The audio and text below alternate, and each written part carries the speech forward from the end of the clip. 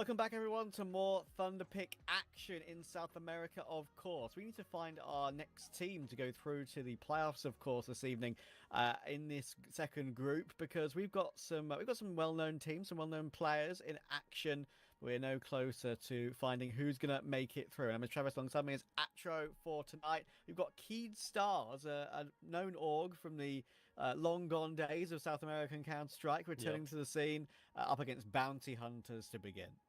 Yeah, we've got a lot to talk about out here today. It's going to be the last day of the group stages as we've seen them out here for Group A and Group B.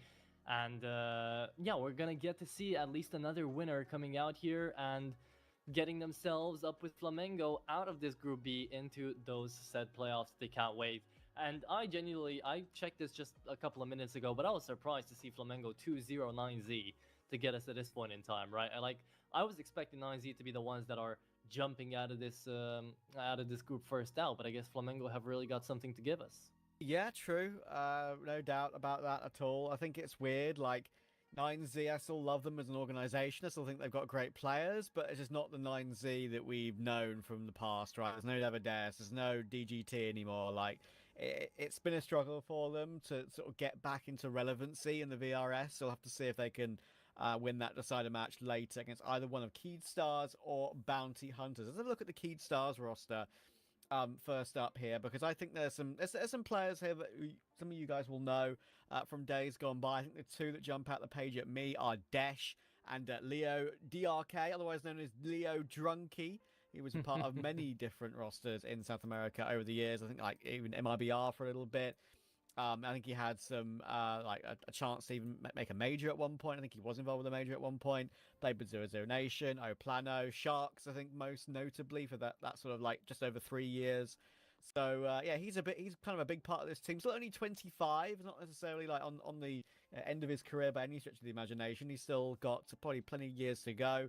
This Canids Stars roster getting back into the scene as the organisation. Great to see the name return. I hope they can continue to do maybe better things to do that name justice. Yeah, hopefully so. For me, another name that just goes out in the limelight for me is Vinabeast, right? Jumping in with this roster. I'd say Leo and Desh, definitely names that you should know if you've been keeping around out here with the South American region. But Vinabeast also had his time in the limelight a little bit, right? He had a stint with Flamengo. After that, he kind of dropped the game for a good year, and he came back with Hype, in which roster he actually did quite a little bit. And that was the time where Hype were actually starting to get back into the South American scene.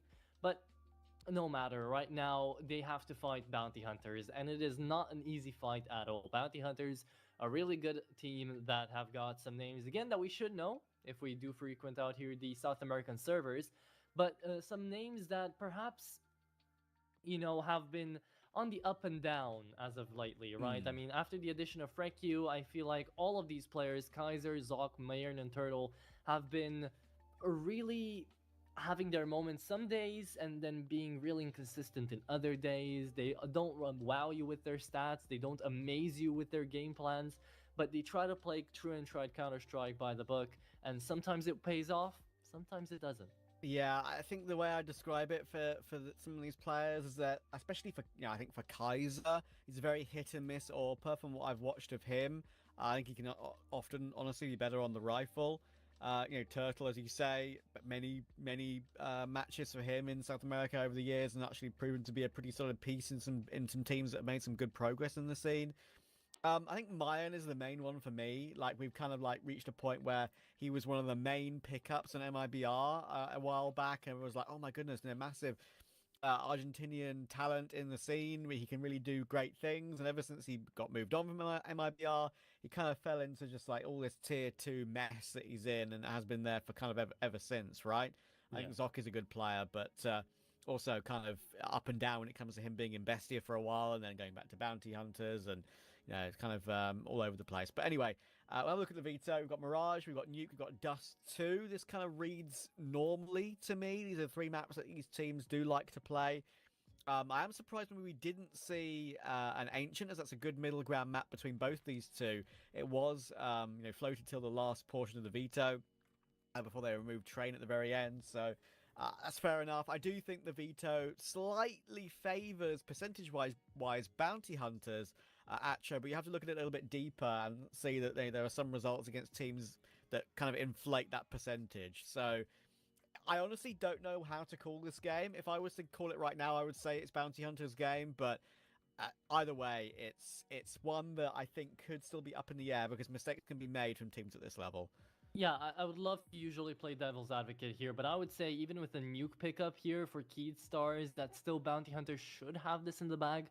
Yes, it could be inflated due to the teams that they were fighting, but at the same time, nuke has 11 times played in the past 3 months for Bounty Hunters, whereas Keyed Stars have only played it 7 times and have got some decent wins, but it's only 4 out of 7 that they managed to take. So it's not that much. Also, the train ban is a little bit weird to me. Like, I get it, Bounty Hunters banned the way Ancient to not leave that middle ground, maybe open to Keyed Stars, but instead of going D2 where you're just literally trying to out-aim the opponent, maybe a train would have been a bit nicer out here for Keyed Stars if they needed that decider. If it does go all the way to D2 and you feel like Bounty Hunters are really hitting their shots, then I don't really see a chance where Keyed Stars could get out of that mess.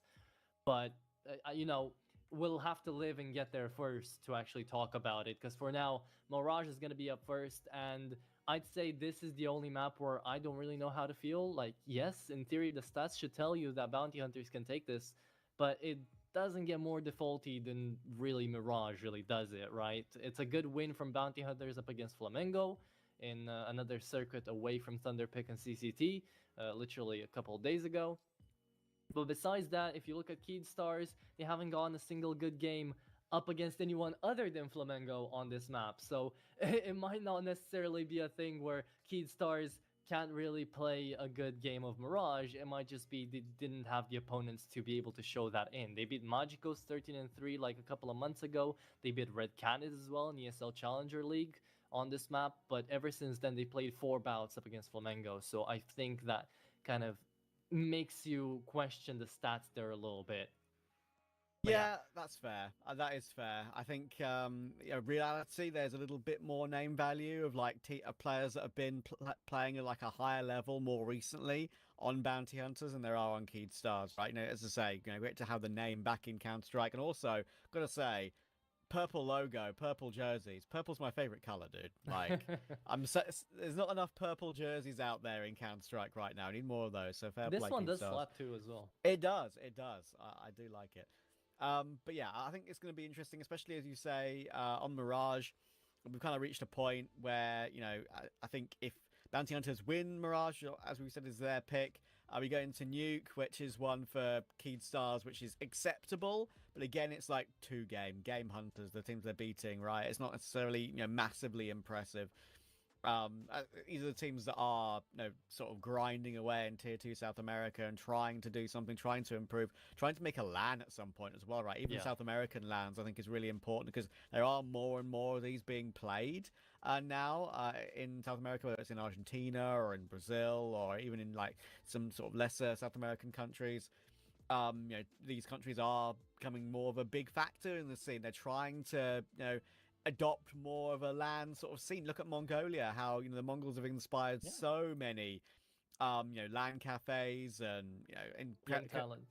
Yeah, literally new talents as well, right? So many small Mongolian teams being built through, and I think that's probably what these sort of rosters are looking to try and find as well, because you've got players from, as we've said, like Argentina, you've got Zoc from Uruguay, right? And we're going to see obviously a little bit of that with 9Z later. So I've always liked the fact that we've got a lot of players from different South American countries playing in the scene on the same team or different teams. So it's a good thing. We've seen of course, what Pain can do with some of those incredible talents at the major, right? With DGT and Davides, who are players that did come from 9Z, who will be watching later tonight. So I believe we've got a little bit of a delay before the start of the game, unfortunately. So we're going to go to a little bit of a break, and when we're back, we'll get live into map 1.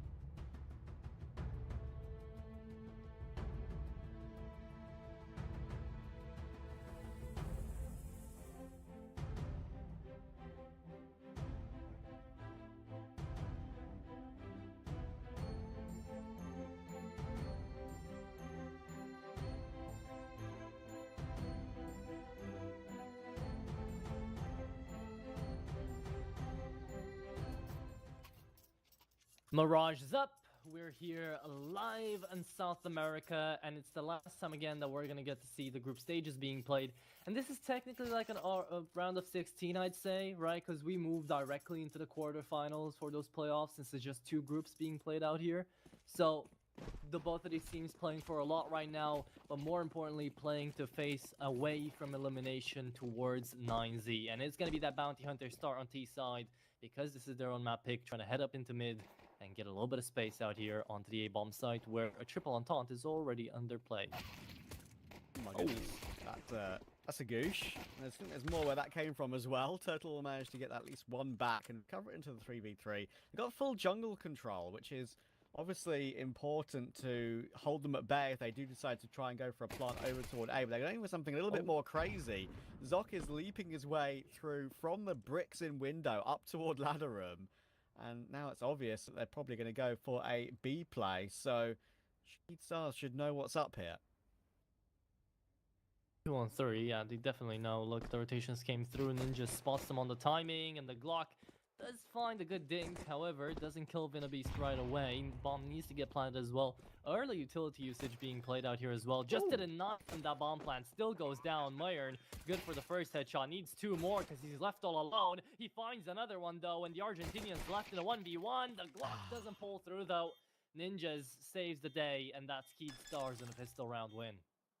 Mayan almost thought he had that one, about to say, oh, Mayan's rolling back the years to his MIBR years, but no, it's not to be. Ninjas will get the round in his favour. There's the welcome to the clutch graffiti. I used to spray that one on the ground when I used to win clutches when I played, all these matchmaking games, and it makes you look like a bit of a cocky, you know what? But you know what? I respect it. I respect it. Quick pause on hopefully not too long before we get back underway after the pistol win for Ninjas and Keyed Stars. With the plant for bounty hunters, I'm expecting some sort of investment. I am as well. Either way, it kind of feels like we're just watching to see who's going to be the underdog in the next series, whoever may win here.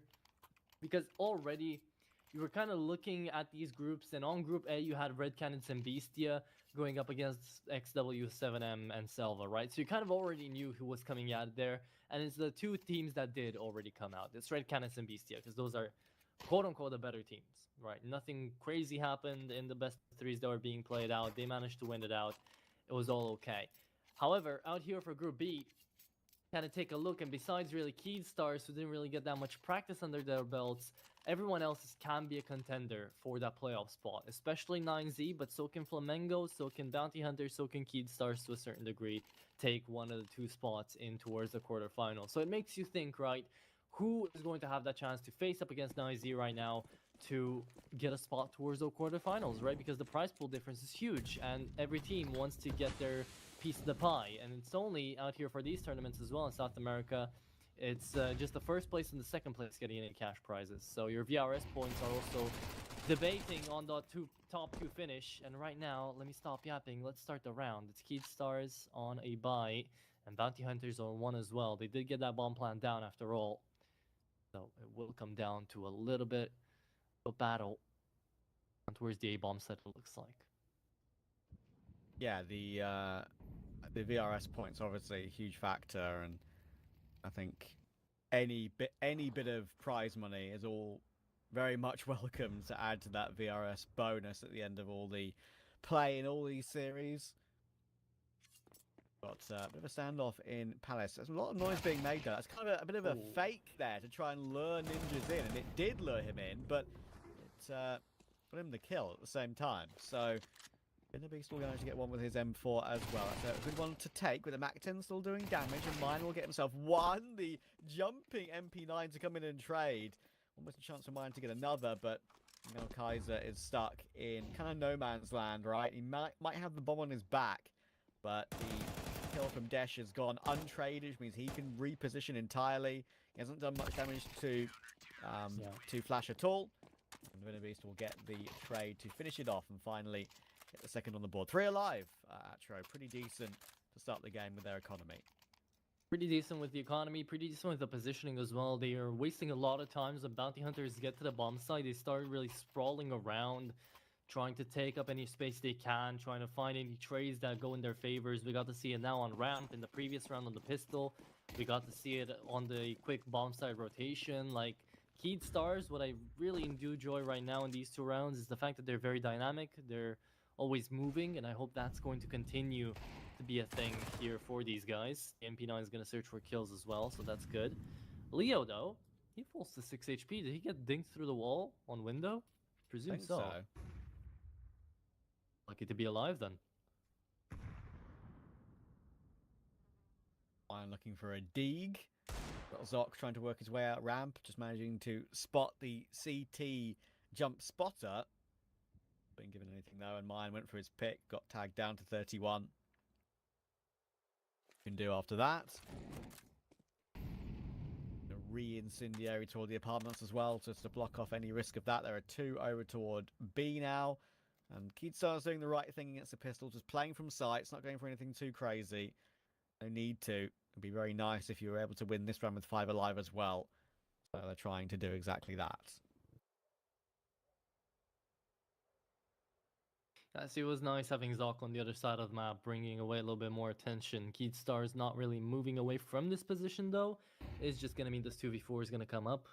Good timing on the utility, realizing the clock is being ticked down right now, and you're hearing all the steps of the Spartans move in. Flash good for 1 second, and running out of bullets for the 3rd, but still going to try it. Let's see if he does connect. What a shot from Flash. Looking to make a poppy play out here of this last one, but maybe it's better off to just leave it to the MP9. Sees him try to run away. He wants to do that. There we go. Yeah. He's gonna get the MP9 the kill for a little bit of extra dollar. And yeah, Leo made sure he didn't go down as well after being on 6 HP for pretty much the entire round. Nice start for Keydstars. I would argue the slight underdogs coming into this one. Bounty Hunters, you can never really tell between these sort of teams at this sort of level who is the true favourite. Random things can happen, crazy things can happen. But I do think Bounty Hunters should be winning this one. See if that being the case or not over the course of the series. As we kind of mentioned, that some players here have been around the scene for a very long time, especially Turtle and Mayan, I would say, are the 2 that have the most name value, perhaps, in the server right now.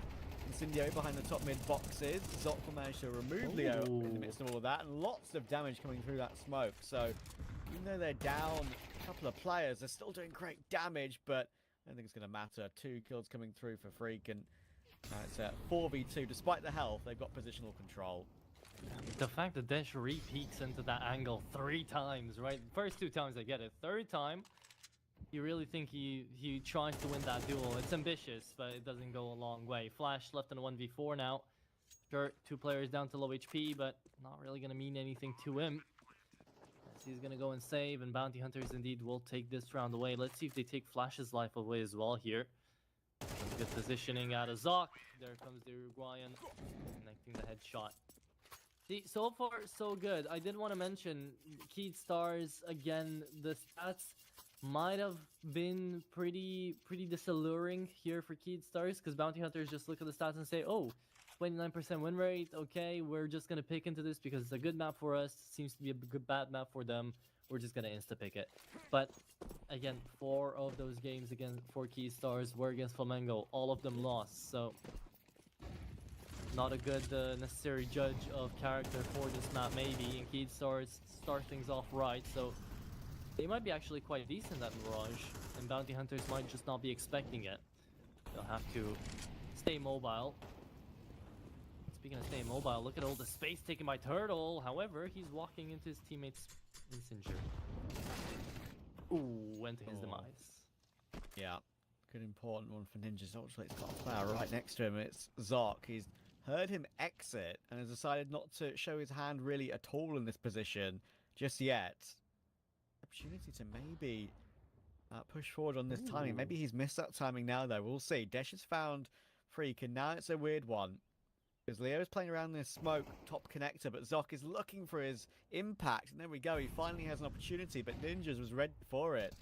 So no chance there whatsoever. Leo has managed to find Mayan. Kaiser has to swing into the open to look for a trade. And it ain't going to happen. They've survived with 5 alive again. That could not be better. Early game for Keydstars.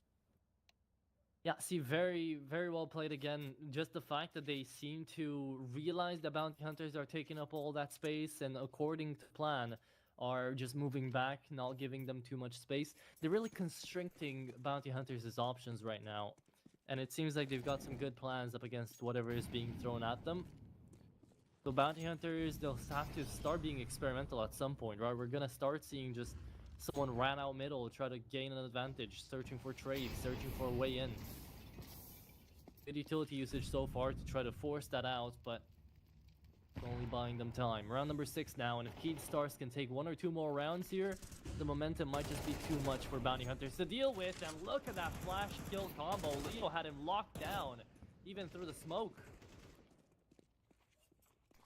Really playing pretty aggressive, playing on the front foot early game and not looking to let their foot off that pedal right now. Another early 5v3. Ninja's aware of the possibility that again window could be open, knowing what happened last round. How he managed to deal with Zoc. But how do you even get back into the round at this point if you're bounty hunters when you're 3v5? No map control really to speak of whatsoever. Got a nice little bait set up here for Keedstars as well with Vinabeast jump spotting, the MP9 on the balcony. Could be no risk here at all. There it is. It's greatly played. They work together. It's a flawless round as well.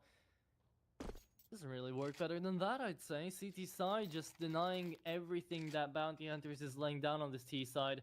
At this point, I'd be expecting attack pause to come through here for this T side and kind of try to make a point of what's going on here. Maybe they're not being aggressive enough. Kaiser still hasn't put up his first frag on the board here because he hasn't really got the chance to. Like, Keed Stars, great utility, great timing, especially through middle, time and time again, managing to gain that advantage back on that part of the map. And not really seeming like they're worrying about this map at all. All's good right now. Can always change. Can always change, especially with rounds like this, right? These Tech 9s, they can be pretty scary up close, and they are playing pretty defensive here, playing like a proper retake setup, trying to avoid the risk of that. And they're actually dealing with this one quite well at the moment. Leg shot will come through towards CT. Desh will actually manage to spam him out of the round anyway, even through that deeper smoke in towards CT. Turtle may have gotten one, but it's the only one kill they found so far. Bomb is planted, so there is a slight risk. But there could be like a couple of kills from Turtle with that picked up AK. Maybe there could be an opportunity. Oh. But he's gone down now. There's no risk of that. And I think Freak took the damage in the meantime looking for that trade as well. So he's stuck in con. There's quite literally no issue whatsoever here. The defuse will come through. Freak's not going to go for it anyway. He's out of there. He's keeping that AK until the next round. No point in throwing that away when you know you can't win the round being so low. But talking about being so low at the moment, well, Bounty Hunters a very low number of rounds. It's Keed Stars 6-1. There's attack pause though. I do enjoy the fact that it's being called out. Now let's see something actually come out of it as well. It's a full buy coming through for the T side. And yeah, maybe they'll take another wave of approach to this, right? They've been very careful, very meticulous in trying to run over bomb sites and actually gain the advantage 2 times that they got the bomb planted. This time in the pistol round was when they didn't really have that much to work with, right? Just pistols, where they could just throw everything at the wall and not really care about what's going on in the round. And that's when they got the most space. So maybe we'll see something just as aggressive or leaning towards that angle right now as we're jumping into round number 8. But Keed Stars are on a roll and they're not looking to change that. Their cash is starting to residually build up as well, bit by bit. The more rounds that get picked up here, the farther down the hole Bounty Hunters are digging themselves. And it's looking like they're going to go for a split setup as well. They start off a little bit late on the early run from spawn, so yeah, it's gonna be a bit of a slow chase out here for Bounty Hunters, unless they just walk through a smoke, Zoc. What the hell? What? Oh, Turtle does get one. They know there's another one in the under palace. However, Ninja's good for one. Frick, you actually gets to the bomb site. What just happened there? That's just such a weird decision, just to walk through a smoke like that. I understand it can be a surprise play. They need to try and change something up after being what will probably be 7-1 down. But just to walk through a smoke like that, just never feels like it's ever going to work when you're not really putting any support util with that whatsoever. It's quite literally just a gamble surprise, or a surprise gamble attempt, I suppose I should say. And yeah, doesn't pay off whatsoever. Yeah, I mean, sure, Freaku does get on the bomb side, but it's not like that achieves much. Yeah, they lost everyone else first. Initially, I thought that it was him finding the kill onto the sandwich player. I thought he went for like a crazy flick, and Turtle was still alive to actually 1v1 the ninjas back onto Under Palace. So if that would have happened, then yeah, sure, you can make the call for maybe that could have worked out. But no flash even? Like, you can still set up a flash from spawn with the person that was still leaning over the smoke in towards Palace while they were running out. And maybe that could have been a bit of a more decent plan. Still, crazy call to make there. One that sadly for Bounty Hunters doesn't actually help them out in the round count. And now we're defaulting back to A here. 4-man setup, just trying to get in front of Dash to try to take him out. And look at the space being taken by Keed Stars. They're already pushing up in towards Island. They're about to find the first kill. They called it out on Turtle. Leo's checking. There it is. Wow. That's the first. That's just so free as well. Like, Turtle was so worried about the push behind the boxes, it just didn't know which way to look. And yeah, now, sure, they have control of the A bomb site once again, but Keed Stars have been very comfortable playing retake here, whether it's against pistols or rifles. This is probably the best chance Bounty Hunters have had in quite a long time, though, to actually win one of these rounds. If they can work their way back in. We've got 3 towards CT. I've got plenty of util still to use in this position, but Zoc has found one. Can this finally be an answer? Getting an after plant and getting onto the site. Flash has done really well. He's found 2. Lots of damage done to mine, but he forces the issue and takes his kill. Now it's all down to Desh. Ooh. Nice pick. Hang on, there's a defuse possible here. Look where Mayan is. He is miles away, and it's going to be a defuse in the smoke. Oh, dearie me. It's getting worse for Bounty Hunters right now. Where was Myron going? It was down to a 2v2 even if your player doesn't come out of Palace. What are you doing? Running towards jungle, trying to actually get inside of the jungle. Misplays coming through out there. And don't get me wrong, Desh is 10-2 right now. He's been hitting some shots, but he's been missing just as many as he's hit. If he connected everything by now, the rest of his teammates would not have that many kills. So I'm just saying, Keed Stars, it's not like they're playing at their A game either. It's just Bounty Hunters making some pretty big mistakes right now, both macro and micro wise. Remember, the highest kill count right now for them is going to be Freaku at 6 to 7. So I don't know, something needs to drastically change, but I just don't see what currently onto this T side orientation. Bounty Hunters, maybe they just hit the B bomb site quickly and they try to do something akin to what they tried through the smoke out there on A, just on the other bomb site. Mid has not been working for them at all. We just started out this game, yet it already feels like a done deal on Mirage. Yeah, 8-1. I mean, 8-4 would make it game on without a shadow of a doubt, but win every single one of these final rounds of the first half. Let's see. Keed Stars making every single right move at the moment. Realizing there's a great clutch from Desh, understanding the whole situation, understanding where mine was, good communication from the team for him not to like fake the defuse for no reason or whatever. Yeah. See if this B play that you said probably should be attempted will make anything happen, but I think it is going to be just a plan for a split. We actually aren't going catwalk though. We're going down toward a connector. There's a flash in toward mid with B for Leo, but he does get one back, and Vinabeast gets 2 from short. Flash found mine in the meantime as well. That was the B Apartments player, and once again it all falls apart. Why is okay? We're gonna get to breaking that round down after we get to see what Zoc is attempting here. Spots out the second to last player down on short.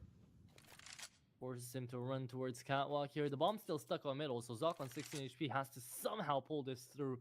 The good part here is that he takes down Vinabeast, is left in a 1v1 up against an op, so a missed shot could land him the kill. Oh, and he's making steps. He wants this. 25 seconds. He's running all out, but Desh knows the HP value of Desh right now. So yeah, look. There you go. Take 9 to the face. Ends off the round. 9 to 1. Nice attempt from Zoc, but that was all she could find. And why does ever Leo, why is he allowed to find a frag there in middle? Frecky was looking down right on him. A flash comes over. I know for a fact Frecky was not fully blinded there. Like, he could have spammed at the very least, and he just allows his teammate to go down. Venabeast onto apartments, finds a double kill, and the entire round falls apart. That's just not allowed to happen. And Dash has won his second clutch in a row, technically. Yeah. 11-2. Goddamn. Yeah, loving life at the moment.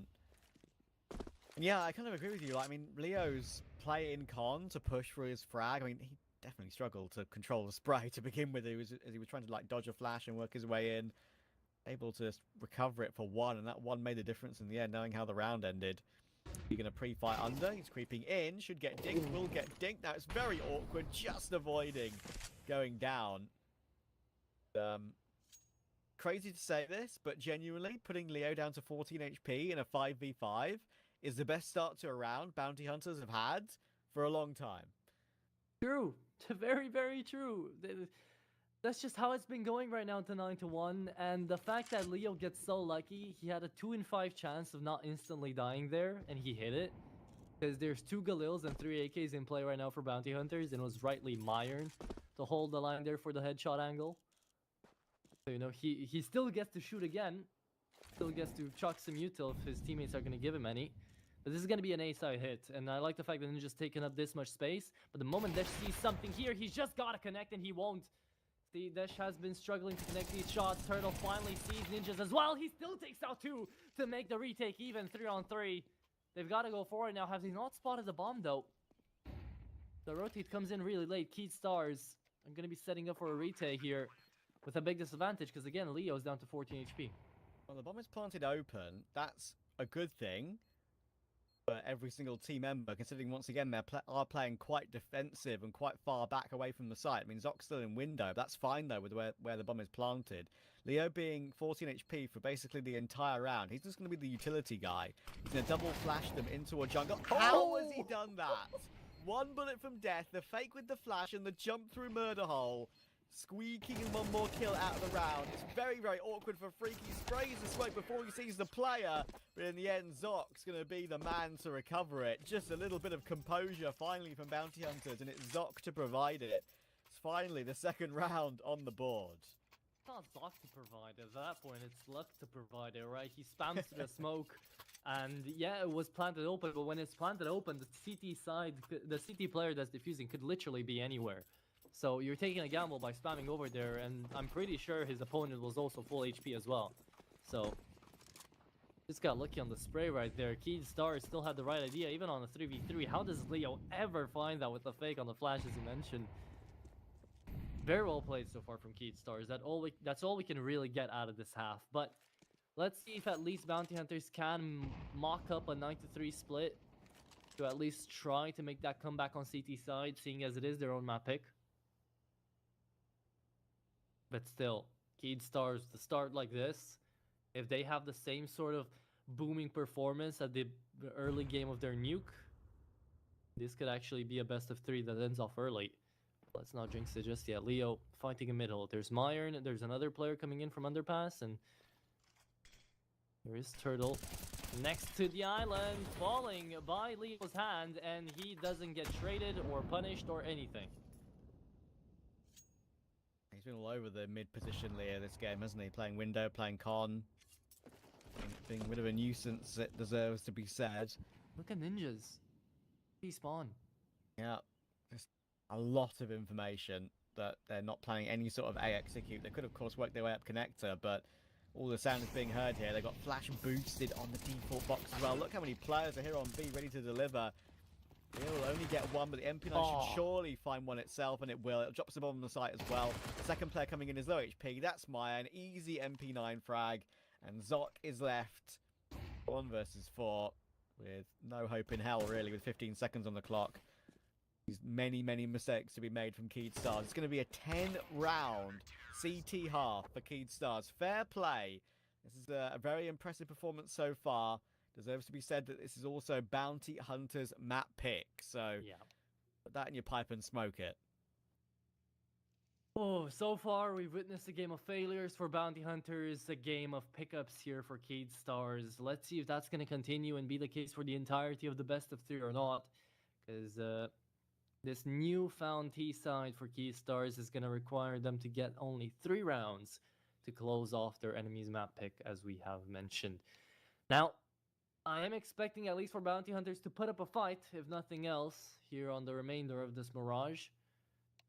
We've seen crazier comebacks too. Let's not completely take them out of the fight just yet, but with the way they've been playing, it's been mistakes over mistakes. It's been, like, even in that last round, why is Myron the one going into the bomb site with 17 HP when he's got a fully healthy Zoc behind him, just holding him, you know? When you know that the MP9 is in the bomb site, when you know that your bomb holder died to the player on the bomb site, nothing's being communicated, nothing's being organized out here for Bounty Hunters. It's just complete chaos, hoping to outmatch Cade Stars, who right now have got some very clear voices, some very good shooters, doing most of the work. Everybody's pulling through out here for Cade Stars. There's not a single player weighing them down.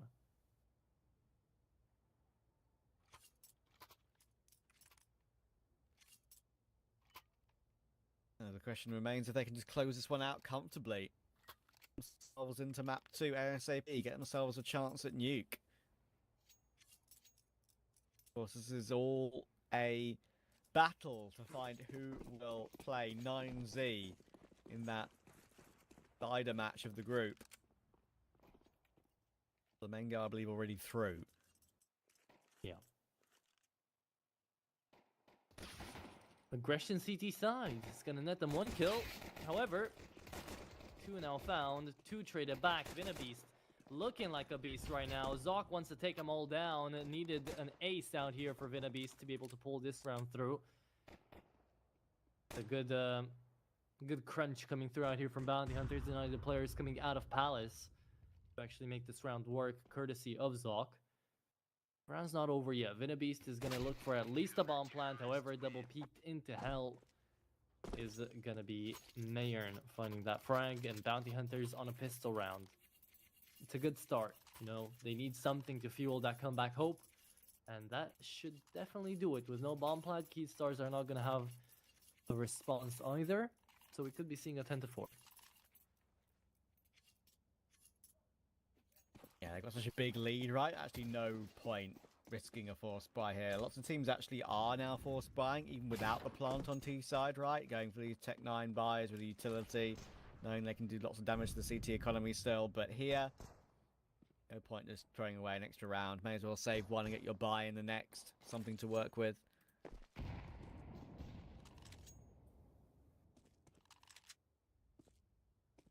Okay. Let's see the lineup. There it is. Execution squad on deck. The MP9 only able to find one. It's going to be the A1S's dishing out all the damage in this round. Not that economically great for Bounty Hunters, but hey, it's still a flawless round. It's still going to be a bonus coming up into this one. And the MP9s are pretty damn good weapons themselves to even fight up against those AKs. So it shouldn't be too big of a worry if they play their cards right. However, from what we know, Travis, they've been struggling to play their cards right on that T side. So maybe things might change out here on the CT side.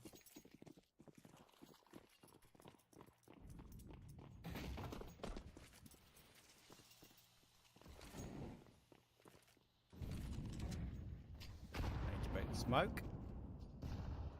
Won't be seeing anything for now. And of course, this is a big advantage of being able to save one and go for the AKs in the next round. You know you have a weaponry advantage, like you kind of touched on earlier, right? Like 3 MP9s.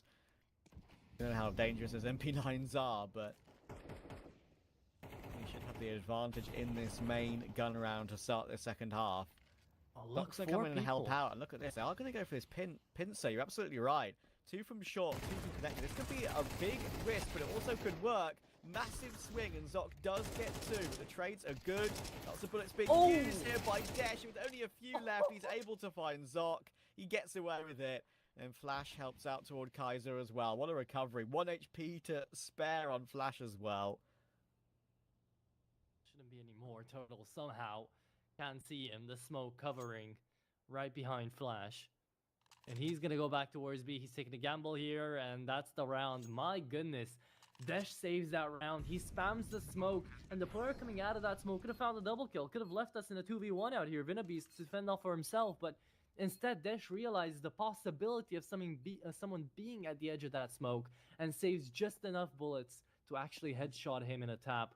That is amazing. He has to stay alive after that as well, and that's how they win the round. Keedstar is up to 11 now because of that. And yeah, I mean, we touched upon it right as it was happening. Bounty Hunter is trying to go for that 4-man pincer into mid. It's not a bad idea, but again, it wasn't all that well executed to actually save them the round. They struggled on holding down the sprays. They couldn't work with the flash they threw. And in the end, they got out-traded. I think it was their own smoke, actually, to bring them demise in that round. Crazy.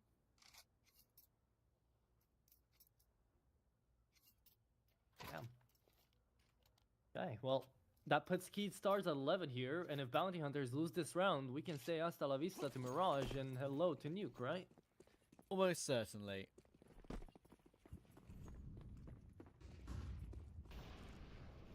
Kaiser going for a pick with the AWP into a palace. This is kind of what I was talking about, right? He's found an opening kill here, which is great to see for Bounty Hunters, but I don't like being mean. I'm not trying to be mean here. I promise. He's 3 and 14. He's 4 and 14 now. He's Here, 4 and Travis, 14, you can be.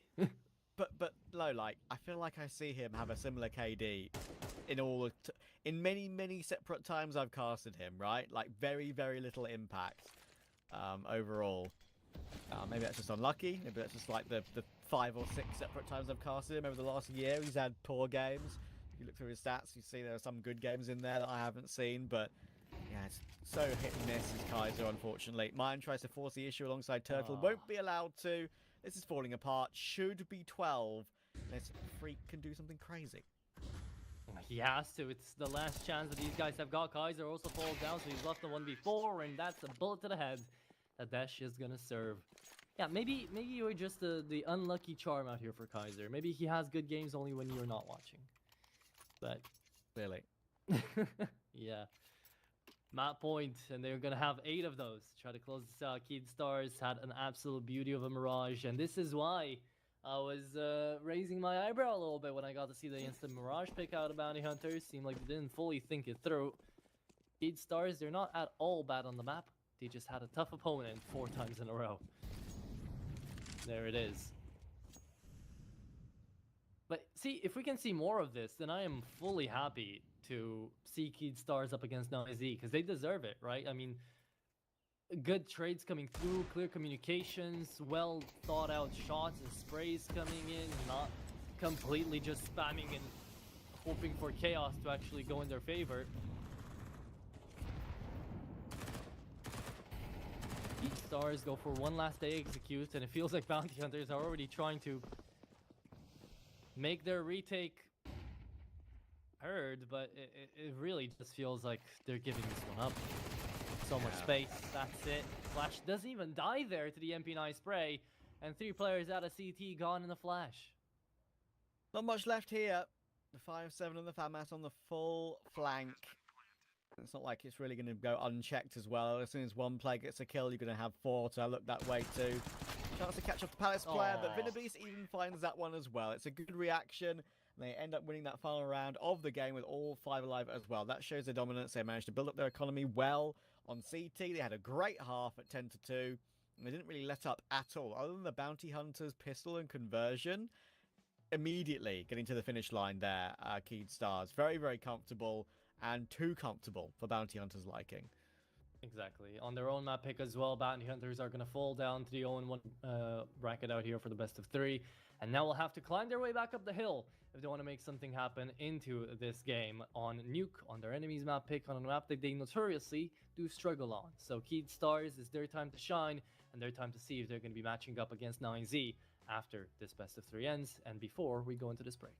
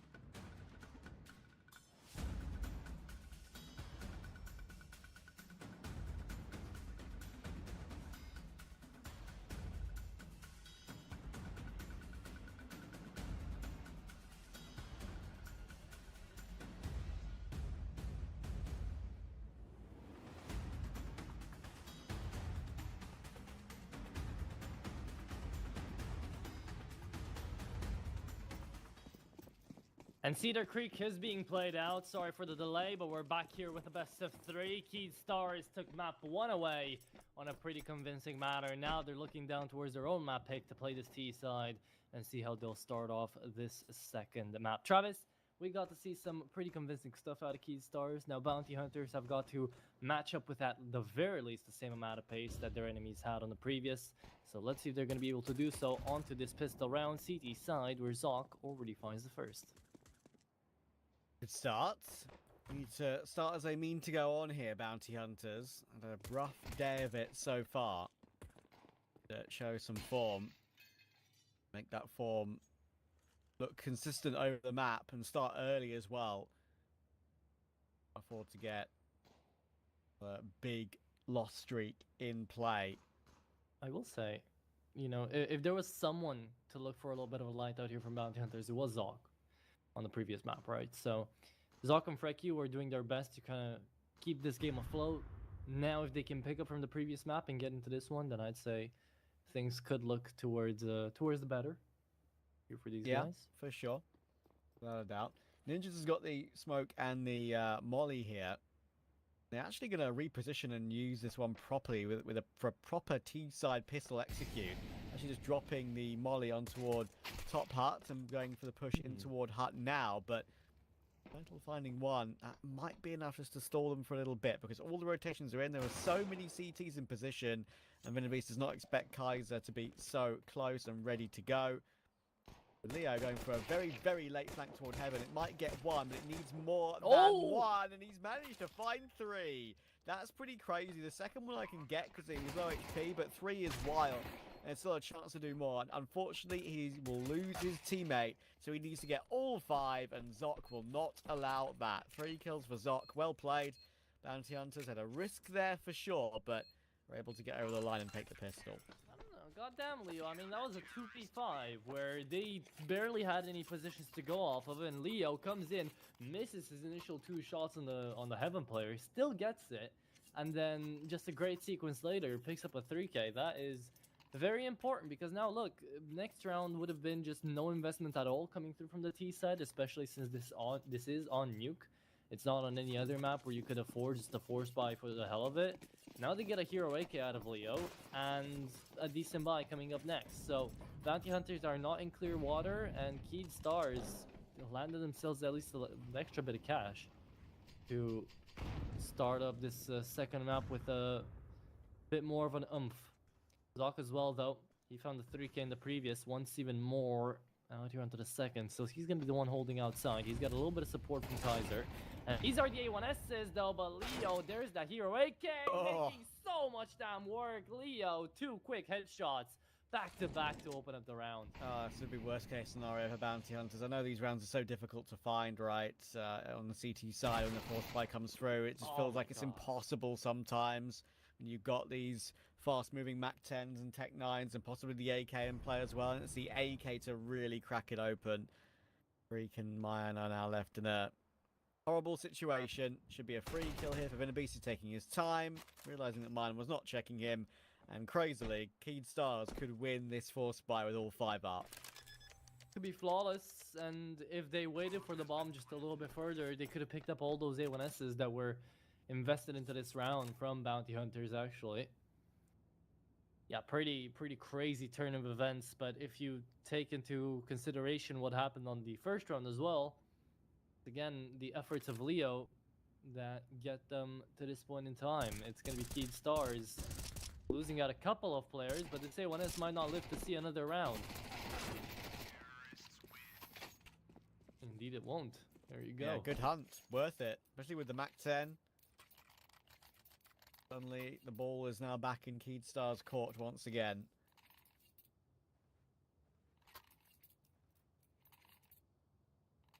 Okay. Well, goddamn. That is going to be one hell of a way to start off this game.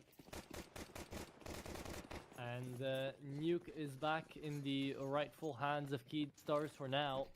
Bounty Hunters, though, in the same vein, right, on a force buy, on a fast buy, things could always go unpredictably, and Turtle is going to definitely try to make it so. Venabeast with the awareness, though, might have just heard him through the smoke, through the chaos. Trying to jump up the ladder, takes him out. And that's the way they're gonna find space in towards the B-bomb site.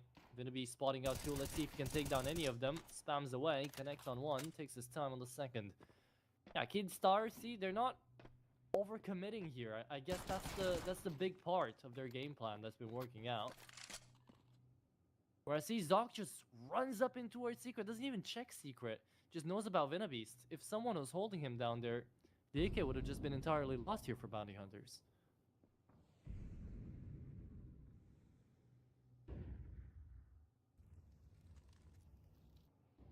Chance for Zoc to creep up Secret though, and maybe get a quick flank in toward main. They're quicker than the world, but the bomb going down, now they can reposition into proper after plant positions. I think it should all be good. There's no reason to maybe throw that AK away now. Probably just look to try and save it. Finally take away with this 5-7. Actually hitting a couple of dinks and then getting the spam through the grate. But time is still the issue with no kit, obviously, in this sort of buying situation for bounty hunters. Are you really going to go for it here? The answer's no.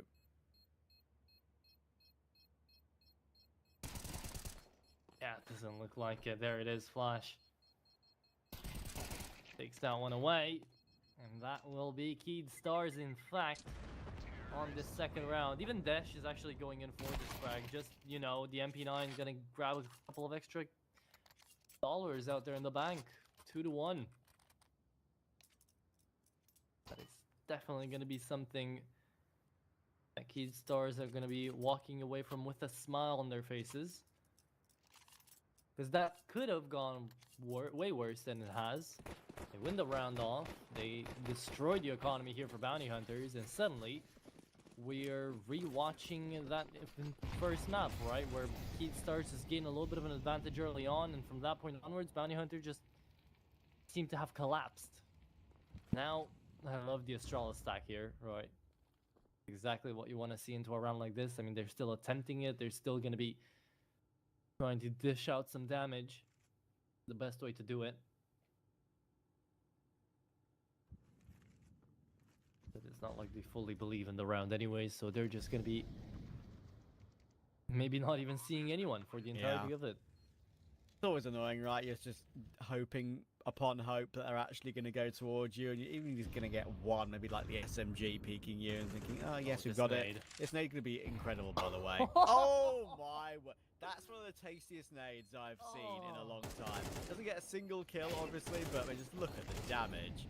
I'm going to have to rewatch that and try and gauge the complete total damage that did. I would probably guess around 250, if not more. I think more. I think it went over to 300. Okay. Beautiful. Quick, I can't doing quick maths on broadcast is never a good plan. So Sure. I'll try and stay clear of that. God damn. That was something. He's going to see it at the top of his screen now, right? Like you would do on matchmaking, to see how much damage he's done with one nade and be like, oh my god, I hit all 5 of them. Yeah.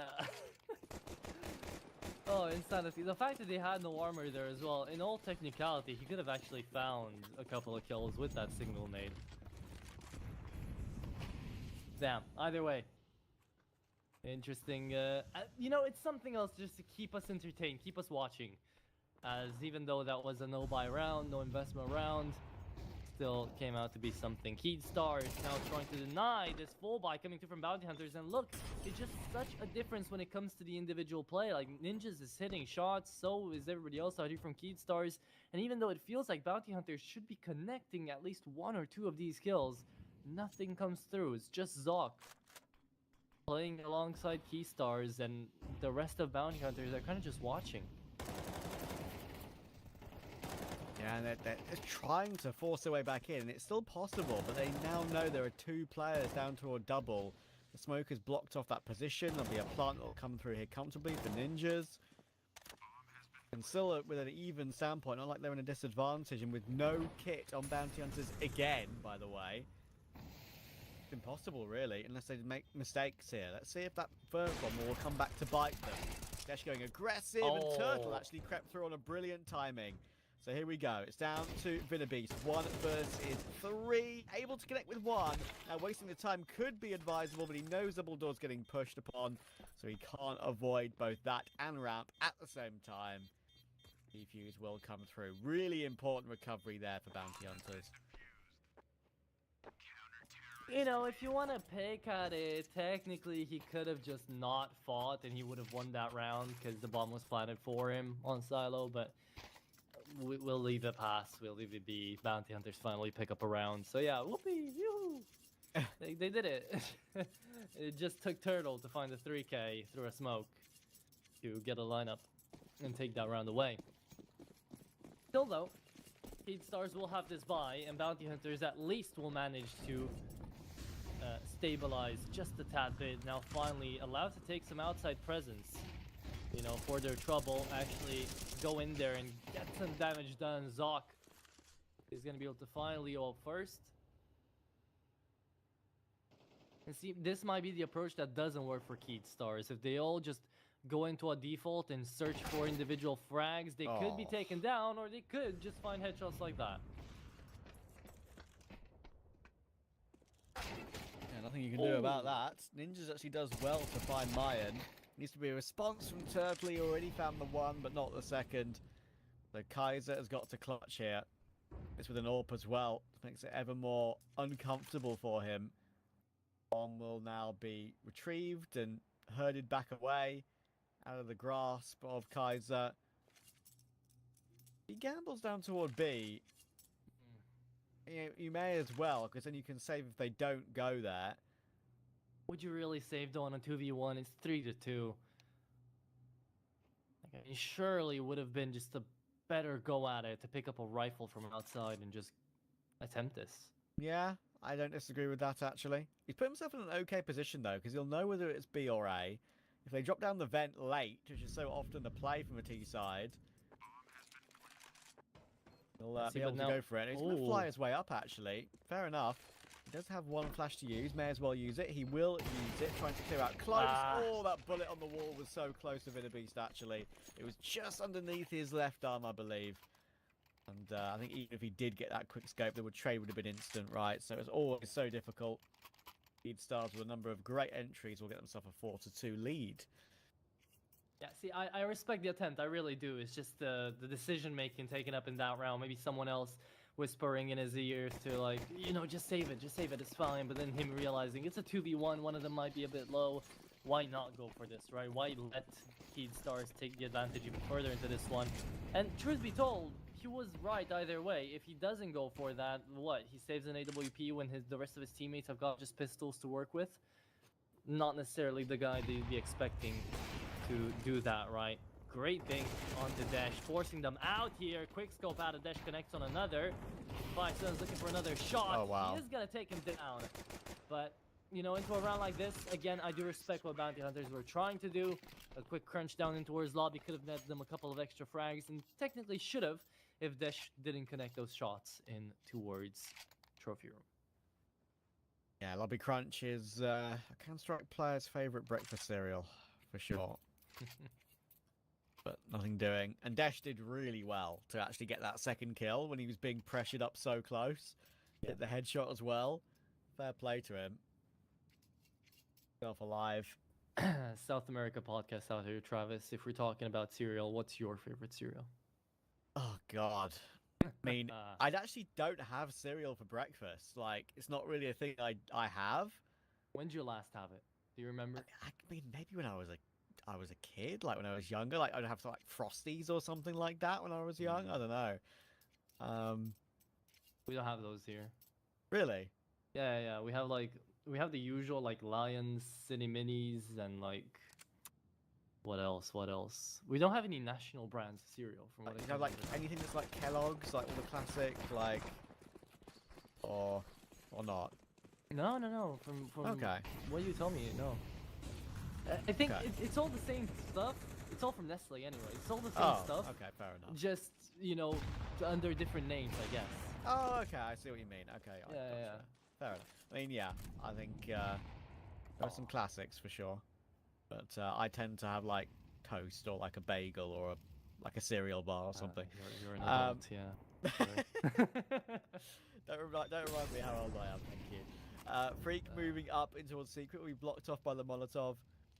Could have played in front of that, actually. He had a good positioning to do that, but in a 4v5, didn't want to take the gamble. Now he'll just move himself back to the pixel gap angle, and as soon as he sees a arm or a leg, he'll chuck that incendiary down ASAP. But they do need to go searching here, being a man down. Or you just forget we're in the TikTok era where people don't have an attention span to hold an angle for a minute. Yeah. So the brain is gonna come through and just decide, you know what? I like pushing. Pushing's cool. Beast as well does the same thing and apparently takes down 2. Okay. 2v3 now. Wreck you because he did have that brain. He is gonna be going out with only half HP remaining instead of full. So Zoc has got a lot of lifting to do, and he might not even do any because Bounty Hunters might just call out a force save. Rough, man. Giving up 6 rounds on T side already. Yeah. Look, I thought Bounty Hunters would look a lot better today. I really did. I thought they'd be competitive at least. Make it a close game. I didn't think it would be a bit of a walkover like this.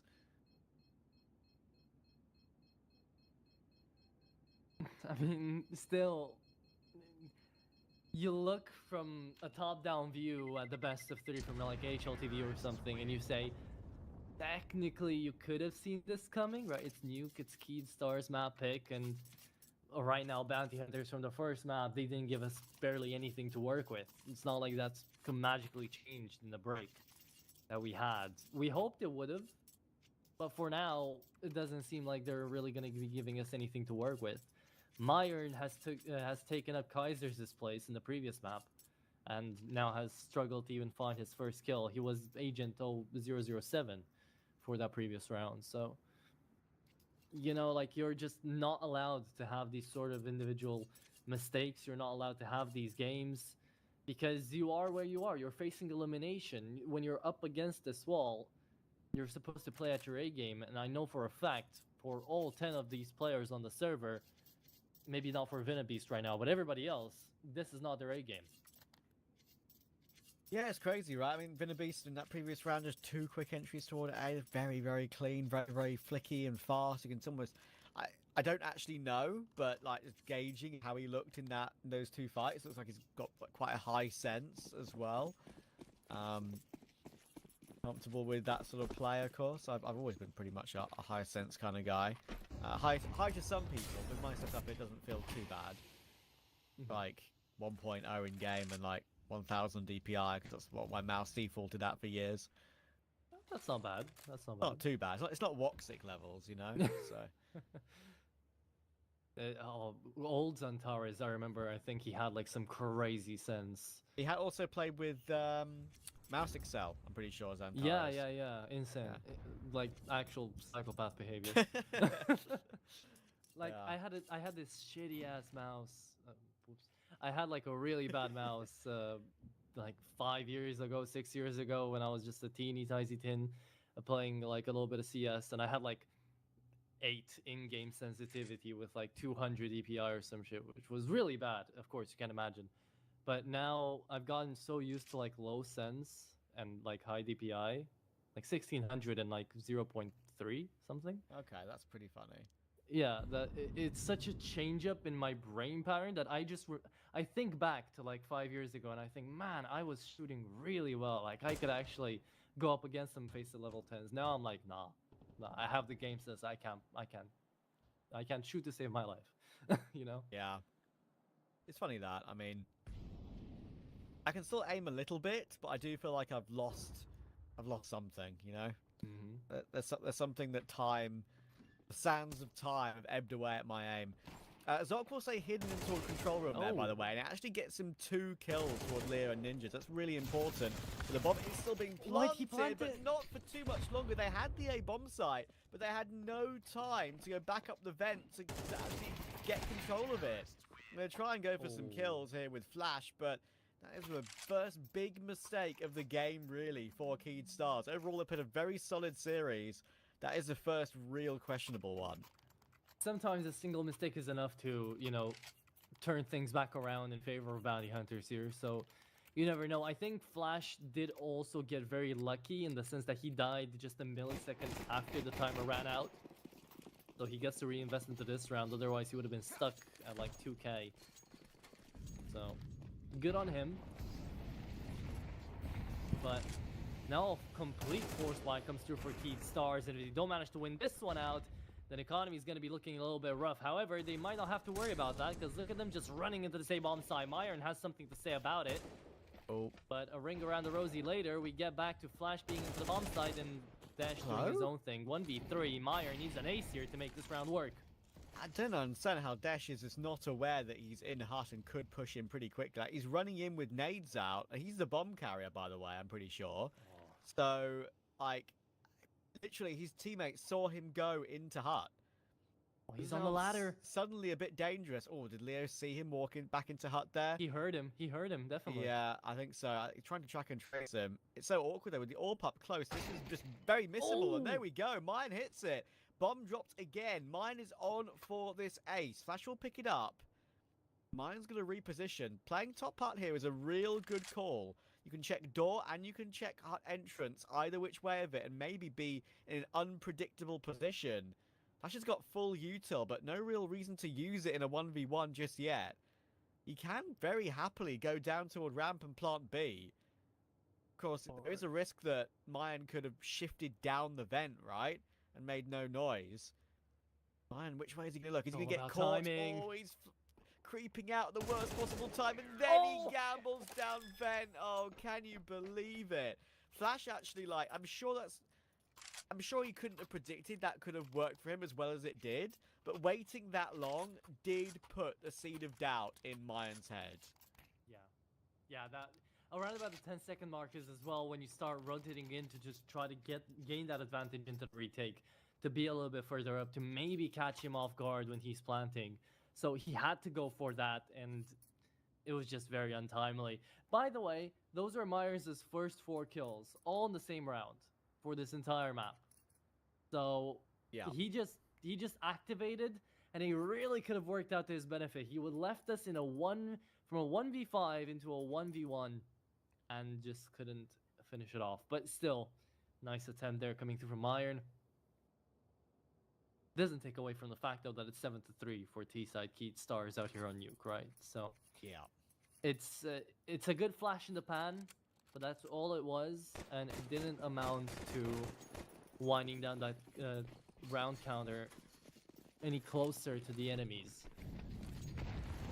So now we're left to round number 11.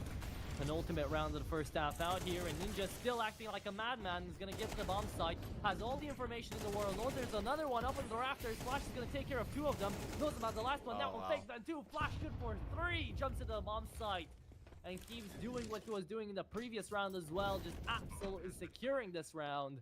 Keed Stars didn't even waste a second to think about what they had to do. They just knew where they should have gone. Made that look very easy. A little bit of a pace uptick there from Keed Stars, and it works really well. Flash with the 3. Delaying their push out as well, knowing there's one more player on site to be able to mine them out of CT vent. Grab that bag easily. I don't know if you noticed as well, they had a delayed flash in there because they knew Ninjas was probably gonna die. So he died with all that information. Yeah. So that flash is allowed to find that 3k. It's really smart and really well executed somehow.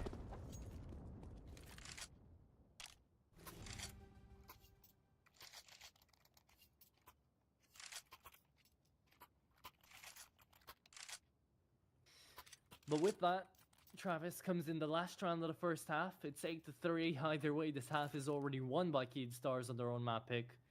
Just a matter of if they're going to be able to close this off without any emotions or not. Guys are back on the AWP for this last round of the half on CT side. Something that we haven't really seen besides 1 or 2 rounds out here for Bounty Hunters has been outside control as well. Not that we've needed to see them, but something that hasn't really been noted out here from any of these 2 teams. Oh, and Turtle's gonna push this. Turtle somehow gets that kill. Okay, my bad. Crunch on lobby finally works out for Bounty Hunters.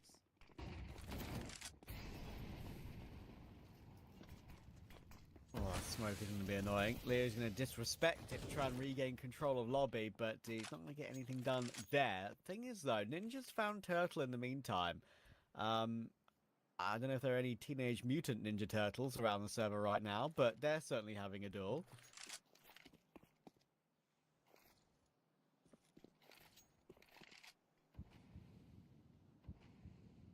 He's been called by his brethren. That's when he died.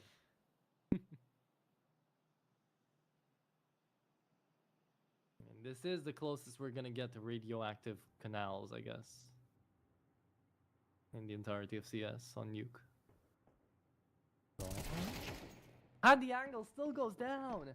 Ninjas has just been on point with these headshots. It's all been so quick coming out of him. 25 seconds though, and Desh is playing this one alone as Leo is left in 1v3. Not enough time to really do anything about this. Even misses the vent. That's it. That's the round. I respect the attempt, Leo. But that's all that she wrote. 8-4. You know, it's nothing to write home about, but it's at the very least not a complete wipeout. No, it's workable. It's just about workable, but Keedstar is going to have 8 going on towards CT, so that is a very nice number indeed. The big moments in the half and Flash, great multi-kills. Beast had a couple of his own as well. Yeah, I do think they're in the pound seats to get that date with 9Z.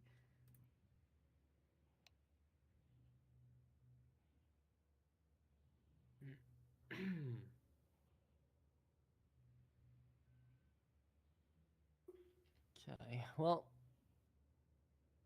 that being said, it would take a very ambitious amount of rounds here for Bounty Hunters to somehow bring this one back. And everything could go wrong by just an offset on the pistol round, or just a force buy afterwards, or basically anything going wrong in this early game for Bounty Hunters, and it might just be best of 3 over and elimination at a Thunderpick here for South America. And the odds show that. Indeed they do. Long way back for Bounty Hunter. The pistol would go a long way, and actually going to buy up quite a lot of utility for this one. We've got a couple of flashes, make that 3 total actually, with a Molotov to deal with top hut. But oh my god, Ninjas has pushed through and just dealt with Freak and Zoc just like that. Even jumping around CT event right now, distracting himself from his teammates to allow them to push in to help out. And just like that, it's pissed around done. I mean, you know when you start seeing him jump, when you start seeing him just not really care, that's when Keedstars have got that mentality of, we've won this. This is our game to win, just don't make mistakes, and we are on the finish line. And it really does feel like that. Time and time again, pistol round now being taken, kills being taken in one by one, rained on in. Keedstars feels just like a courtesy now to play out the rest of the rounds, which is really tough for Bounty Hunters, because again, they were coming into this one as quote-unquote favorites, right? Keedstars were the ones being the dark horses, the counted pick out here for many. But look at that, how that's been turned around just in a single map of Mirage. This is how much, I guess, studying your opponent can mean in an environment like this, in a tournament setting like this, you know? There it is. Quick cleanup. Comfortable. Barely any damage taken. No sweat.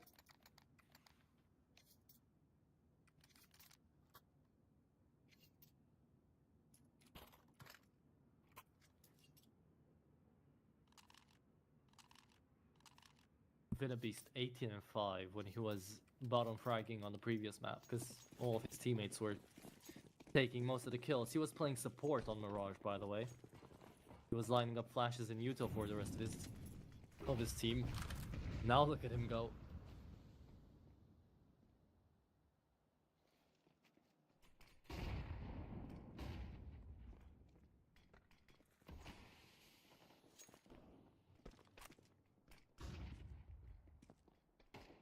Did Zoc just push outside with like no cover? I think so. I think for me, like when a player does that, you know they're kind of like out of ideas in a way. Like they're trying to make something happen. It's you're just forcing the issue.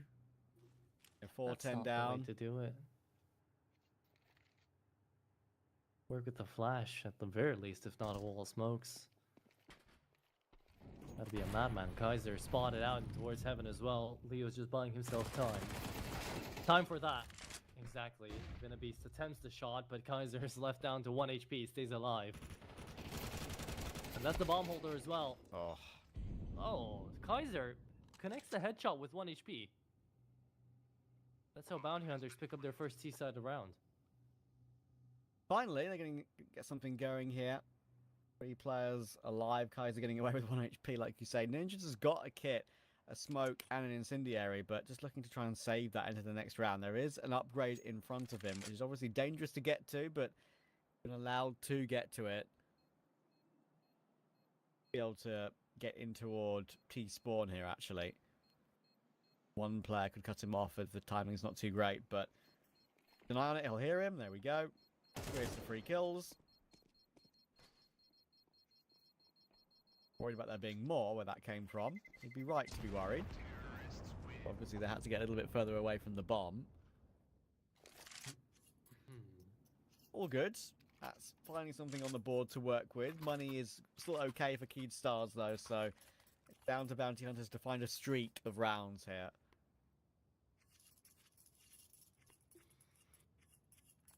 Okay, well, that's what they hope for, but then again, this is just a moment for Keyed Stars to fully invest into a round. Or try to force buy into a dash. Glass cannon on an AWP, something I haven't been graced with for a little bit now. Don't hate it. Just want to see how he's gonna go for it. No shot through the smoke, not making his presence heard. Leo stays in the smokes, and they've actually got this all lined up. Oh, I love this. Ah, could have connected it. Zoc actually had the lineup ready. Good awareness out here for Zoc. All those hours in FPL have saved him. Leo's not that easy to beat. Where's Turtle looking when he knows that Leo's there? Yeah, I mean, it's very obvious sound cue, isn't it? Like, you know he's credit. Obviously, you have to be worried about heaven and, you know, hell, but still, it's a surprise. Thankfully, they've been able to recover it, knowing that Leo is still isolated outside. The flash went down as well. Long-range duel for Beast, and this one he won't win. Great headshot from Kaiser, and they're starting to hit their headshots now. Ninjas, tracking and tracing from Secret. Oh, he's been seen, I think. Yep, he's been seen. There we go. All the information known. Unfortunately, no element of surprise now. And as soon as the reload comes through, we should get peeked by Zox in the corner, and there it is. So now the economy's in a rough spot. Now bounty hunters have something to work with. We do indeed. There you go.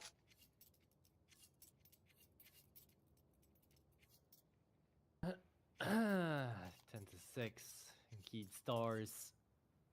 Only got attack pause. Nice to see that they still do have their heads on their shoulders, aren't completely being overwhelmed by confidence with the amount of rounds they took in that T side.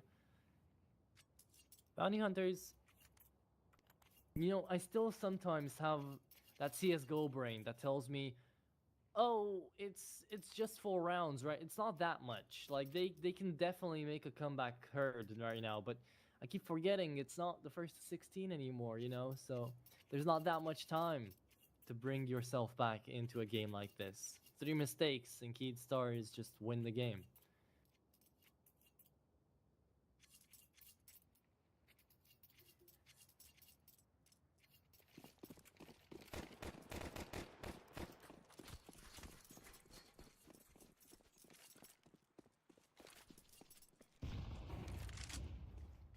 Full control taken by Zoc outside here. USP's only to face. No worries. Will be 10-7. first glimmer of hope, really, in the entire series, I think it has to be said, for bounty hunters. Been kind of all over the place in this one. Kaiser managed to tap down Beast. Nice start. As many players alive as possible here is actually quite important for bounty hunters, considering they've got a couple of players on sort of 1k. Mayan with no money in the bank really at all, so but themselves alive here. That's very awkward for Mayan though, and that's very, very rough. And he's 5 and 16 in this game, and he can't even get full eco USP kills. So that worries me. What has happened to my goats? Feels bad, man. Feels bad indeed. But feels good. Even great out here for bounty hunters. You know, seeing that there is a hope, there is a chance bringing back this game. The pistol round though now. We get to see Keith Stars again on another force buy. No diffuse kits this time though. Kind of tickles my nerves when I see 3 incendiaries bought out, but no diffuse kits. It's CT side mollies, guys. You'd never go for them. they're next to useless. But hey, a nade isn't. Besh is gonna take down Zoc there with a little bit of help. And Leo, oh, was quick with the flick. Instantly sees Kaiser, takes him out. Yeah, 1 HP as well. I can see that. I think they have a little bit of utility to work with, but how with only 2 players as well. They've got a smoke, they've got a molly, they've got a flash, but how do you really get back into the round? Use a lot of smoke now as well. It's only 2 flashes. Lion has control outside, but no reason for Keed Stars to give them any duels here at all. Bomb is in the open as well. Waiting for Freak to rotate round to at least try and peek with him outside, with no smoke to block the bomb off at all. Finally, I think they've they've picked one up, so could use that to try and collect it up. Thing is, they've wasted a lot of time having to do this, so they can finally get down secret safely. Little did Mayan know you probably could have done that with no issue anyway, but as I say, using so much time up here, they've got 20 seconds left for a plant.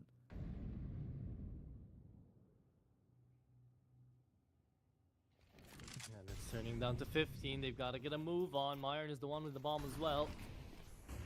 Stars finally looking like the guys that are making us go to 11. And it was just a simple and easy ramp hold to finish off that round. Bounty Hunters ran out of options. I understand the just irate motion that they were going for there at the end. Couldn't have really figured out anything else with the amount of time they had left. Tried their best, wasn't enough. 11-7. And if this round fails, Travis, well, I think the entirety of the best of 3 fails for Bounty Hunters. As cash is going to become very strict. Keed Stars are becoming more and more oppressive. Flash even not taking any damage out here on top of the hut. And just to stay here without making any noise, that might just deny the entirety of the round here for Bounty Hunters. Oh my goodness, Ninja's in the vent on the ladder, trying to gauge where he actually is in that smoke, and he'll finally be able to hop away, but he could just get pushed here. He could just pincer right now, and he's not in a good position to be ready for it whatsoever. The door was open, and it was opened in his face. Leo trying his best. He's held the line for 2, looking for more hits at Dink. Not any more than that, though, I'm afraid. Kaiser will manage to take Beast. It's a good pounce from Bounty Hunters, and they'll stay in this game.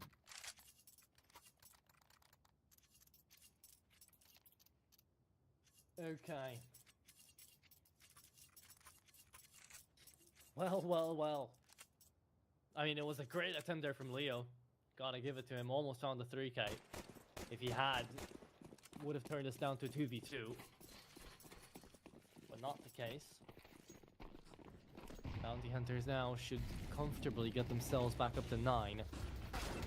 From what was 10 to 6, now gonna turn 11-9, slowly but surely, making that gap just that bit tighter.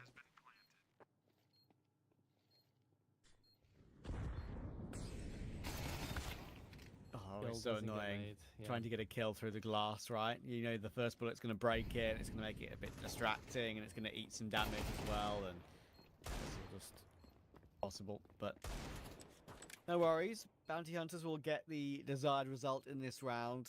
Close the gap to 2. Money is in an okay position now. Even if they lose the next round, they could be, you know, 12-9 behind, so have money to work with to try and stay alive. We mentioned winner plays 9Z. Keed Stars 2 rounds away from that gate.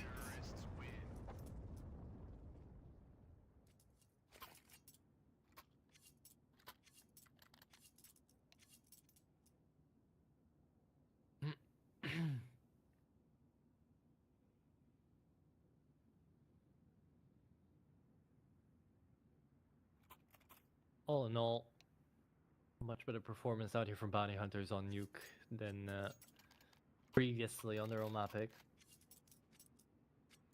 Whatever may be the case right now, Keed Stars definitely struggling a bit more to close this one out. That's why they're using all the attack pauses. That's why they're talking it this much. Dash is gonna try the AWP for the 3rd time now on the CT side. See if it works.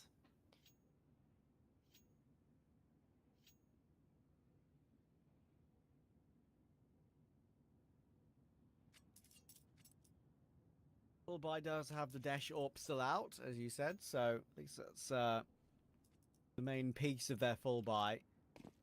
Flash is on a FAMAS, but not the end of the world.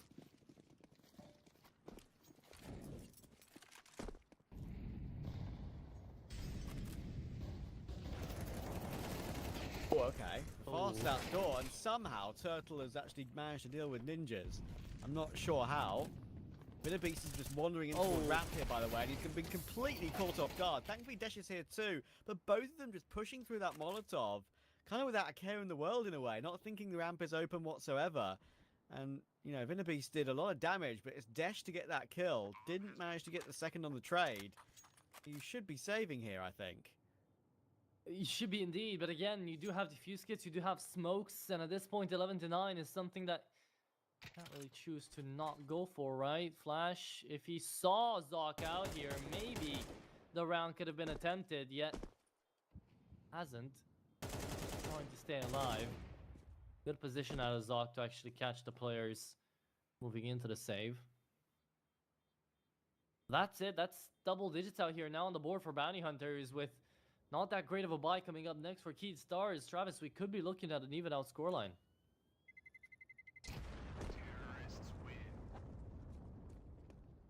Yeah, genuinely. This game actually kind of has a bit of overtime maybe written all over it at this point. Who would have thought that?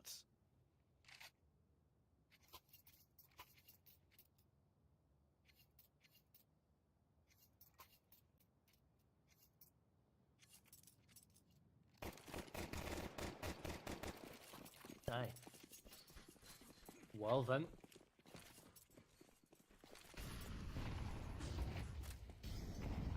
Here we go again. Leo outside could catch off 3 on the run, but himself is in a dangerous spot. It's the 4th by now coming through from Keed Stars that they really have to make sure they don't misposition themselves. Good lobby control as well now being had. They know outside is currently under pressure. Incendiary to back them off of the push. Desh does connect on the first, and Flash pretty all over the place right now. Doesn't really know where to shoot him from next.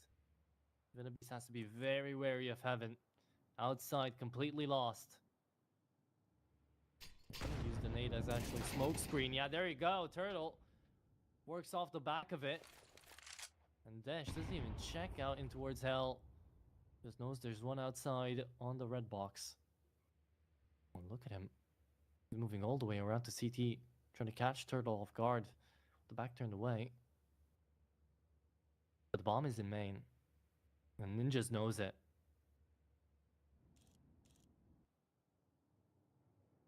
One wrong move out here from Turtle, and the game turns to a 4v3. Yeah. there it is. This is a tough one now, because 25 seconds, you have to go in toward A, but there's an MP9 near Vent that can just pounce at a really annoying timing.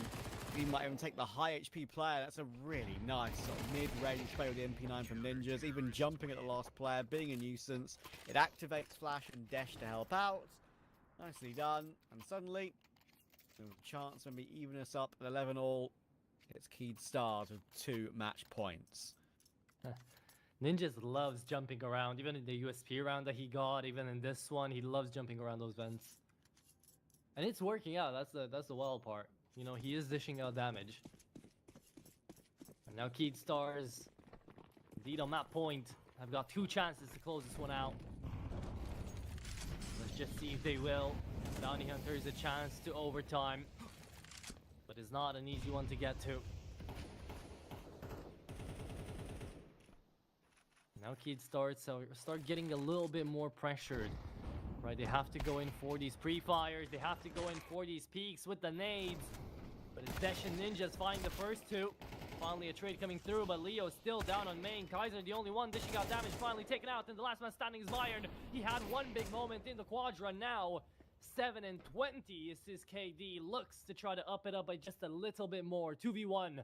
Remaining up against the Opera and Vinabeast, the 2 players that have had the most impact here for Keyed Stars.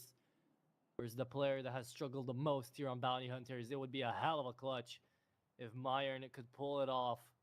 And with a full belt of util, he's up to heaven looking to find it. Can't afford the reload either. Impact kills. If there's ever a time, this would be great. He has got kind of free reign at the moment. He can drop down, he can maybe throw a molly in toward huts. No, he's going to keep his utility for now and plant ASAP. Make sure you can confirm that and get your gun back out again. We'll chuck that molly in, and now has a chance to reposition. If he gets towards CT Vent, that might be okay, because he does have a bit of an open plant toward backside. A push would work out, but the beast is just waiting for him, and now that he knows, he's not committing to the fight straight away either. He's being very smart about it. Desh takes his time, and takes his time to perfection. So patient. And very comfortable in the end for Keyed Stars. It's a 2-0, and honestly, that second map could have been a bit quicker as well. They had a little bit of a comeback there, Bounty Hunters, at the end, but it's a very clean victory for Keyed Stars. Indeed it is. There you go. 2-0 out here into the best of 3 is going to be making Keyed Stars be the underdogs that go up against 9Z now into this last best of 3 of Group B. I hope you guys have truly enjoyed a quicker one coming out here for the day, but it's only the start, because in around about an hour and 10 minutes we have got ourselves quite the best of 3 going through between 9Z and the boys on over at Keyed Stars. Sadly for Bounty Hunters, they kind of really underwent expectations, right? We were expecting a little bit more out of them. Kaiser wasn't really showing up at all, had just one of those games where now out here on Nuke he was doing a lot more, but Myron took his space, and a team is only as strong as his weakest link, right? And sadly, we got to see quite a lot of weak links coming out here today for Bounty Hunters. Indeed, yeah. I think they've got some of the names on the team that probably should be doing a lot better right now, I would say. And yeah, Keyed Stars, a bit, I would say, I'm quite happy with how they played here. They look very, very solid. But obviously, is that down to Bounty Hunters playing poorly, or is it down to them looking extra good? I'm not so sure. 9Z will be a proper test. We've seen them, of course, play a little bit before. We saw 9Z beat Bounty Hunters, and then, of course, they dropped to Flamengo. So it's the first time. It's not like it's a repeat matchup. It's the first time these two would have played each other in this particular group. So I think it has to be it has to be a 9Z win. Like, you have to, if you're 9Z, you have to win that game. There is something that I will discuss quite a lot about 9Z when we get into the pre-game, which of course some rumors flying around. But before that, we have about a 20-minute break, I believe, according to our lovely producer. So hopefully we'll see you in about 15 of those minutes to get into the pre-game, and we'll see how that next BO3 goes down.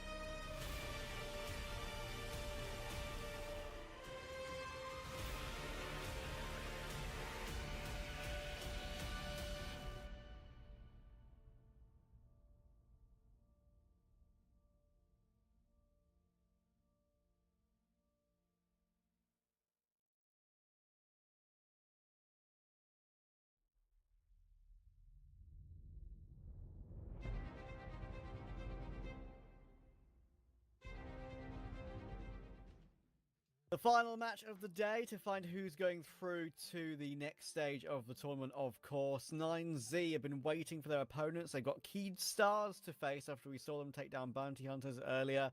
Let's have a quick, just jump straight into the Keyed Stars roster very, very quickly, as you've already seen them, of course, play earlier on. Of all you viewers, of course, who are only just joining. It was a good performance from them overall. They completely destroyed Bounty Hunters over the course of the series, really.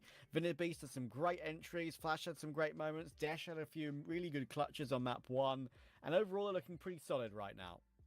Indeed, they are. I mean, Beast was also having a time of his life on that last map as well to get us into this point in time. So, Keyed Stars are already a good oiled machine, but are they better than 9Z? I don't know if I can confidently say that, because we take a look on down to the next squad out here, and we do see contenders for definitely a quarterfinal spot, right? I mean, we have Max, Lucan, Martinez, Huaso Peak, and of course, my boy, I gotta be biased, Adam S, right, coming through.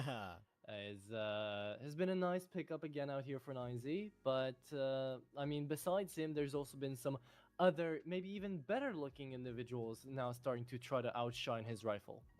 Yeah, it's going to be really, really interesting to see where this 9Z roster kind of goes from here, because firstly, they've got Huaso Peak, good player. They've got Max, he's their long-term stalwart now at this point, right, after losing DGT to Pain Gaming.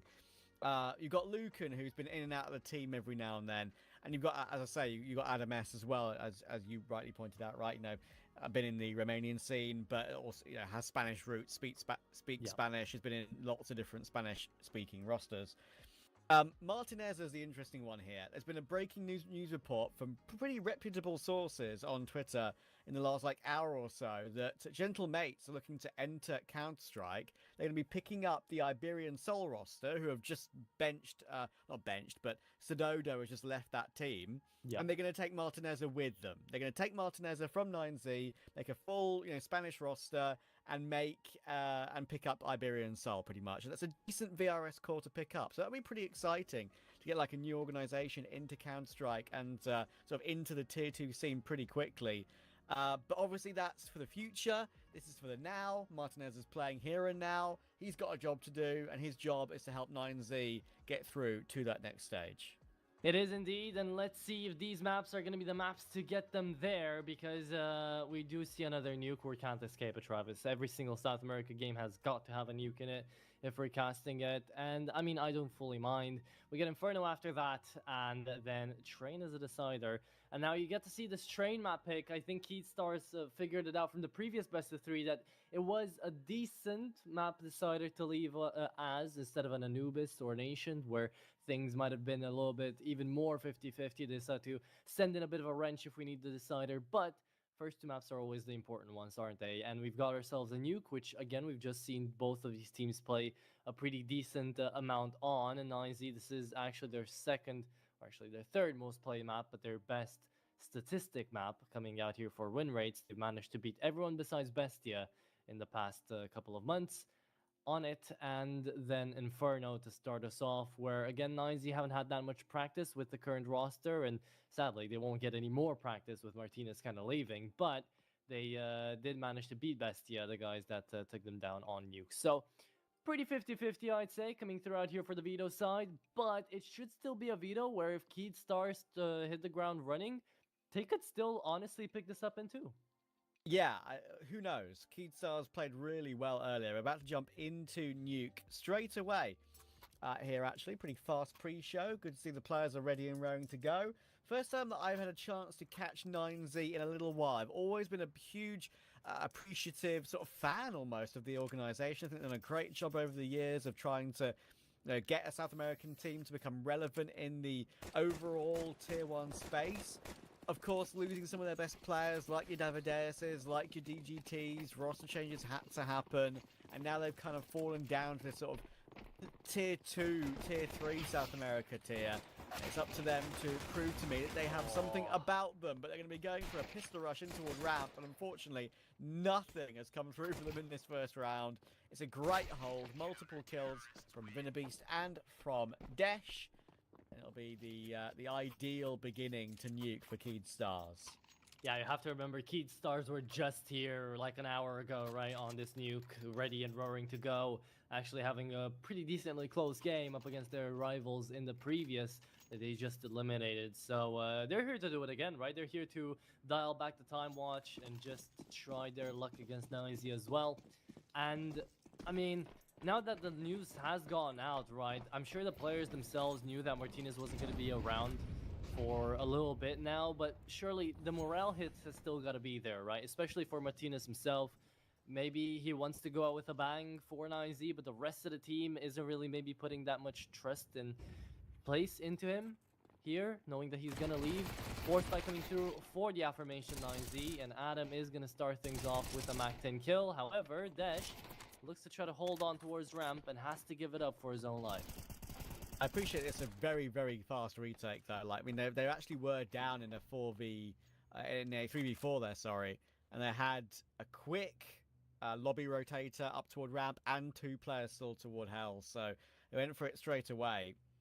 And of course now the bomb being in a relatively awkward position, going to be pretty impossible, you would think, for Max on 50 HP to recover this, even though Huasa Peak has got the M4 picked up now.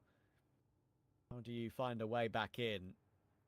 Positioning, I think, of all the Keat Stars players as well. Huasa Peak has to clear out every single angle, and the box behind ramp might be the last angle he actually checks. At some point, Leo's going to swing. Actually being somewhat predicted here is Leo, and Huasa Peak did look away at exactly the wrong time. That's a shame. Still a glimmer of hope for Maxo. He knows he's got him pinned behind that box at ramp. Unfortunately, that nade does big damage.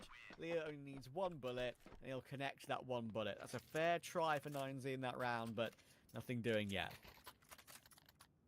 There we go, there we go, there we go. 2-0 coming through around here for the CT side as 9Z are forced down to pistols only once again. A good start one more time here for Keat Stars. I mean, it really does feel like they're trying to bring through that momentum from that previous into this next one. And, I mean, 9Z, I'm sure they'll be shell-shocked by it at the beginning. Like, if they don't get their grasps early on into this nuke, then they might not be able to, you know, bring it back quickly enough. Leo doesn't know where he's being shot from, so Huaso is going to get an easy kill off of that. But that's still not going to be enough to propel 9Z to a win here. Adam with the boost trying to find Desh. You know, picked up weapon out here for Martinez. He's going to lend 9Z into a good outside position. Is it enough, though? It looks like it. Another rifle to pick up.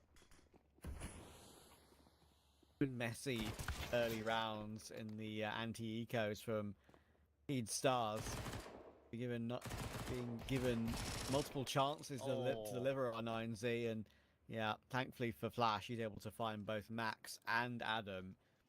That should relieve some pressure. We've got control with Lucan toward outside here, back toward that Zyru stairs position, but the way in which they're able to win the round from here if Keat Stars don't overswing. Huasa Peak in the vent, managing to drop down, but again they have the issue here of the bomb not being picked up yet. They're getting kills, they're getting progress, just not that final step just yet. When they get the guns out, we'll be curious to see if that is the first gun round immediately goes their way after all the progress they've made so far.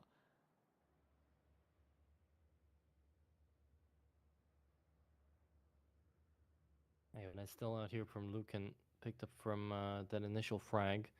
It's fine by Huaso. Drop down into the bomb site. They need to find that plant as well. With Flash dead, they might think it's a bit safe spot, but it's only gonna be a red herring out there as Ninjas backs him up. Back his dead teammate up there, and Flash with the 3K, Ninjas with the double. The storm is in fact brewing out here for Keat Stars. They managed to find 3 in a row. Flash with those MP9 kills is gonna reinvest into this entirety of the round. And the CT Sun is gonna be happy with this buy. But 9Z as well will have a buy coming their way too. So now I'd say this is the first real round where 9Z are going to be put to the test, right? They've got the full buy, they've got no more excuses. The utility is there, but it looks like the match medic is going to be here as well. So maybe a couple of excuses still left, but we're trying to sort them through. Yeah, no damage done, so no worries here. They'll be taking a pause. Quick round reset, and we'll go again. First gun round of the game.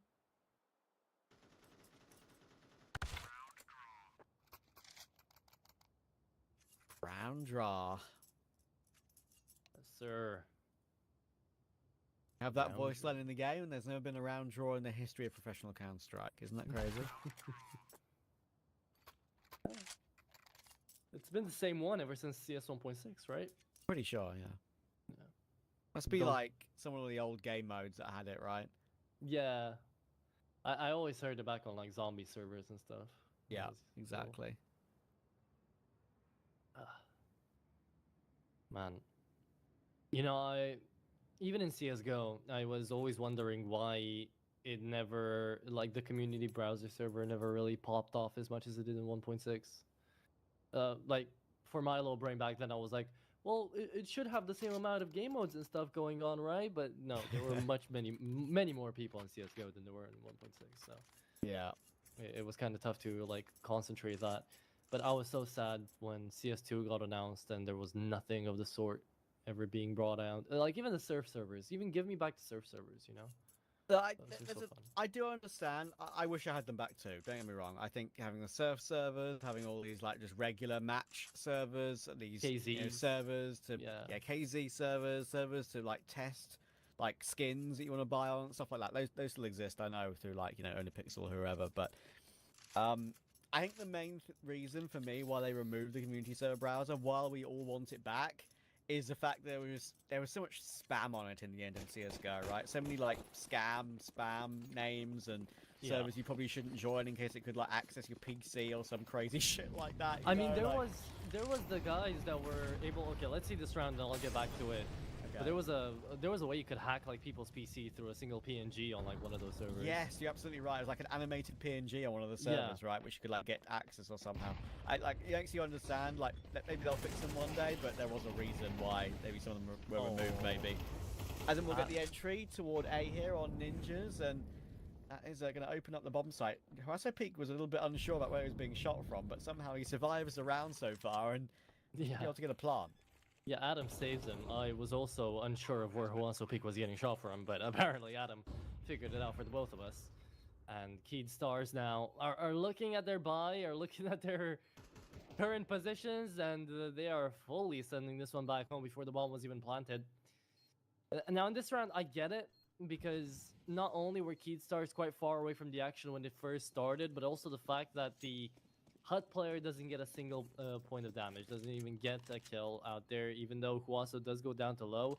I'm pretty sure there might have been a little bit of frustration coming through from Ninjas, and he just calls it out, being like, they're all here, and an executory decision is made to fully save on this one. And it's not a bad save at all, right? Because Vinabeast now can just drop a weapon to Ninjas, drop that MP9, buy himself up something nice, and yeah, play the round as if it never happened. So there's 9Z managing to pick up a good full buy round, but didn't really mean much out here to the economy, to the ecosystem for Nuke so far. It's 3-1, and 9Z need many more of those to place themselves on the advantage.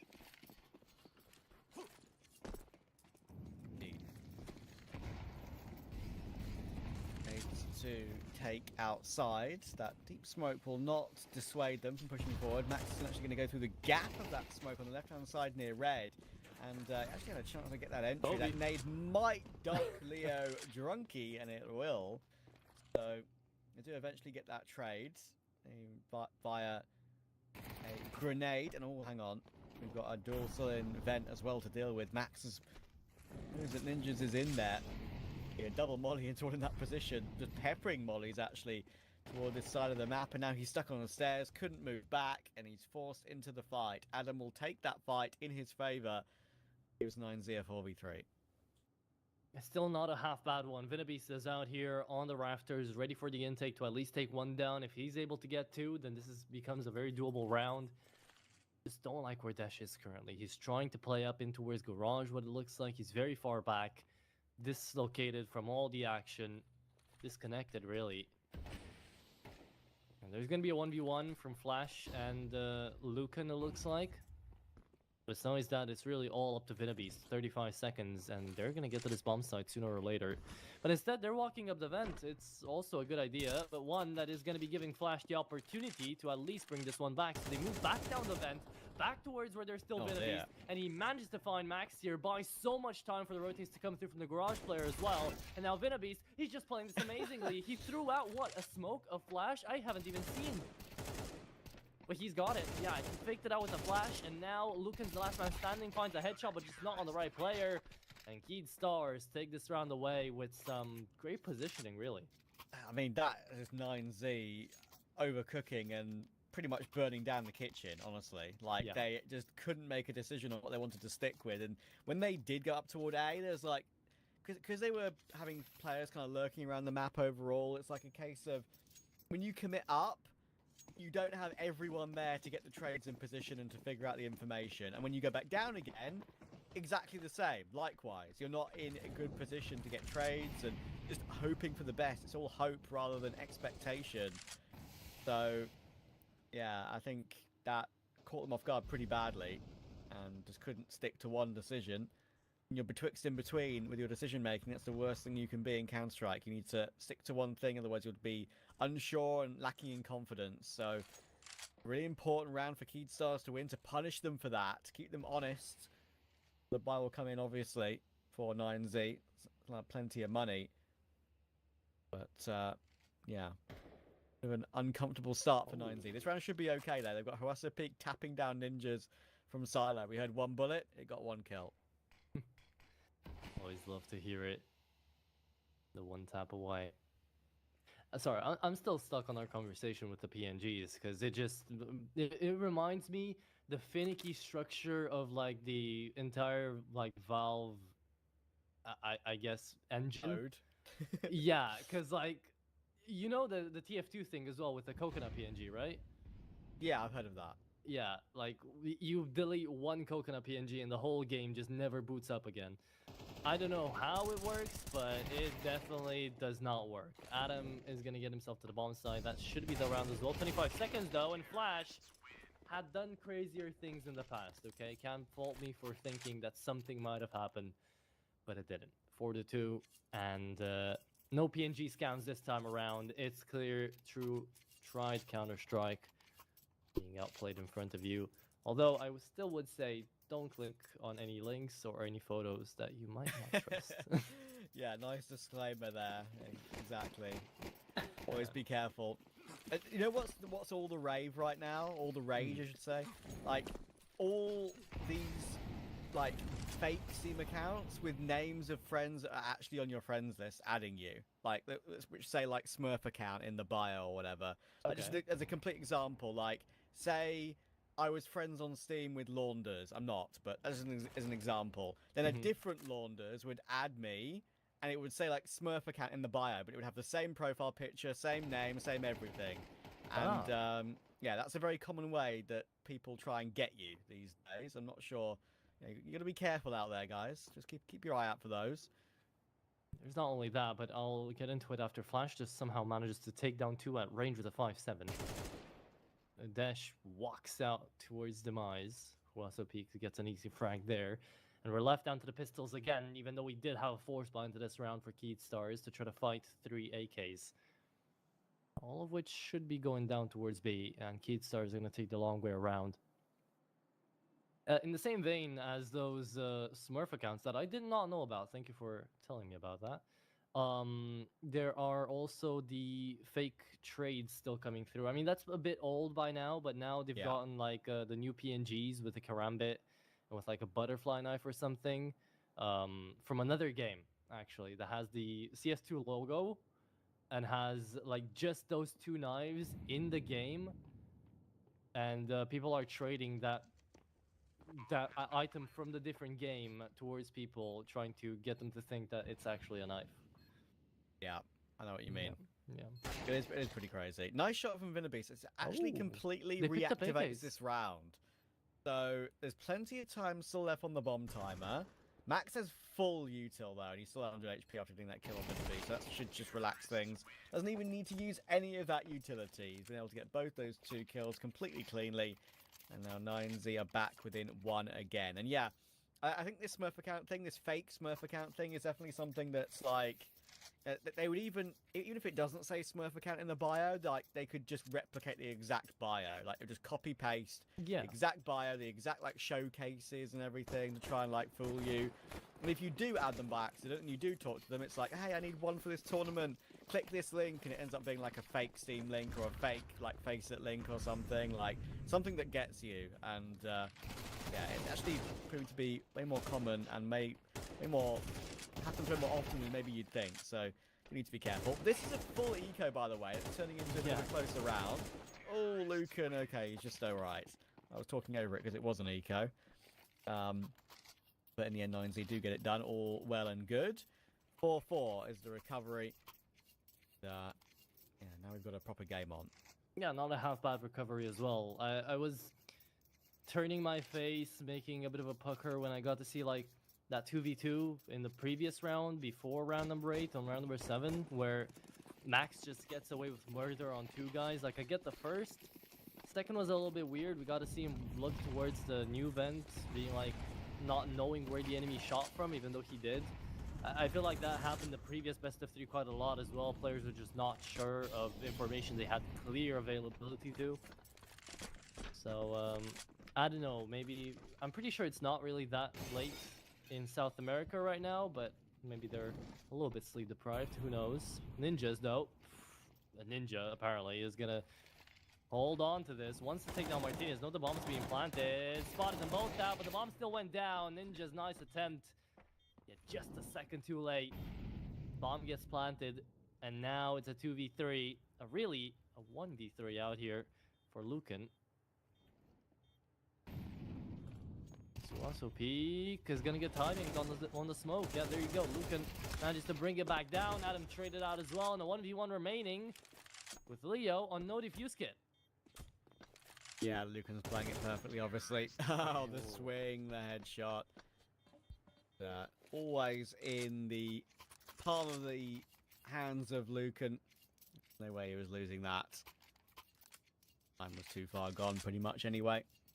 And 9Z back into the lead at 5-4. Money again, not great for Keyed Stars. Same situation. Need to buy these. I think they got enough, obviously, for a little bit more of a half investment this time with the MP9 and the Deagle and the 5-7. They have sold the MP9 for a Deagle instead to save a little bit more money. Leo realizing that he needs a little bit more cash in the bank for the buy in the next round.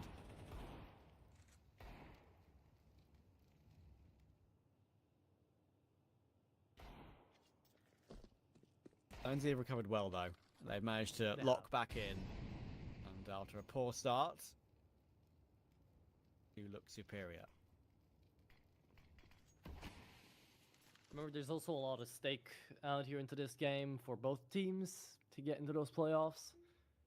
We were mentioning at some point in the previous best of 3, if you guys were there as well, how the reward distribution changes drastically once you actually hit those top spots, number 1, number 2. Everything else out here for Thunderpick doesn't really get any money, so no add-ons to the VRS points or just in general to the cash, right? 20k injection into any 5-man team is going to be amazing, even a 6-man team, if you include the coach. But that's the difference, right? We don't pay club share as well out here on Tier 2 tournaments, so the entire prize pool just goes straight up to the org and then gets redistributed. Yep. Lindsay make the right decision here. Bomb plant on A. Keyed Stars have no reason to try and push them down on the site just yet. They can play aggressive exits because they're buying next round anyway. Maybe 2 or 3 of them could save their Kevlar. That could be worth, actually. But I would like to see them maybe go a little bit aggressive for a couple of kills. It is worth. You've seen the South American players be very snappy today. There we go. There you have it.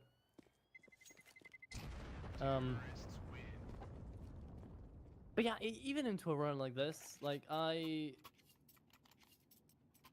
not gonna BS too much. Like, I don't always buy the diffuse kit, especially into an eco round. But I feel like rounds like this, where you half invest into these deagles, into these 5-7s, if you know you're going to be playing a passive setup, just trying to like bundle up on a bomb site or just try your luck on like an Astralis hold or something, having that diffuse kit just allows you to play that round so much differently, right? And it's not that big of an investment. It's an extra 400. Sure, it's a nade, maybe 2 flashes, but I don't know. I hate seeing the incendiary being bought time and time again. I know what you mean. Because you know it doesn't do anything. You know it's there just to like hold them off for 2 extra seconds, and that's it. Speaking of holding off, that's going to be Flash falling by the wayside, trying to do exactly that while Leo stays on main. It's going to be Lucan opening up this A bomb site.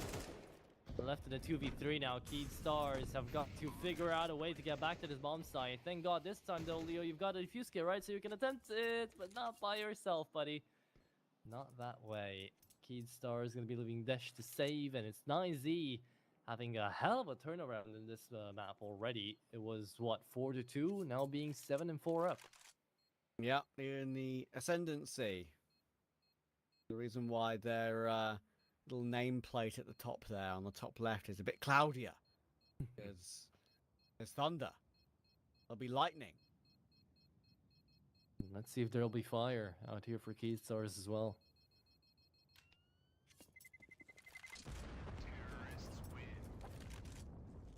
Fair enough to say for both of us, though. Let's not get too ahead of ourselves. It's a 3-round lead. Yes, it's great for T-side nuke. From what we've seen, could always be turned back around if they're not careful.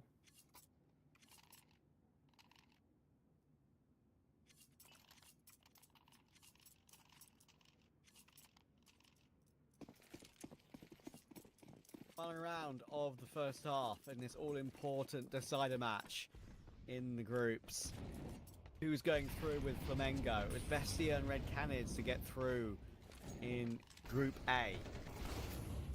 The expected 2.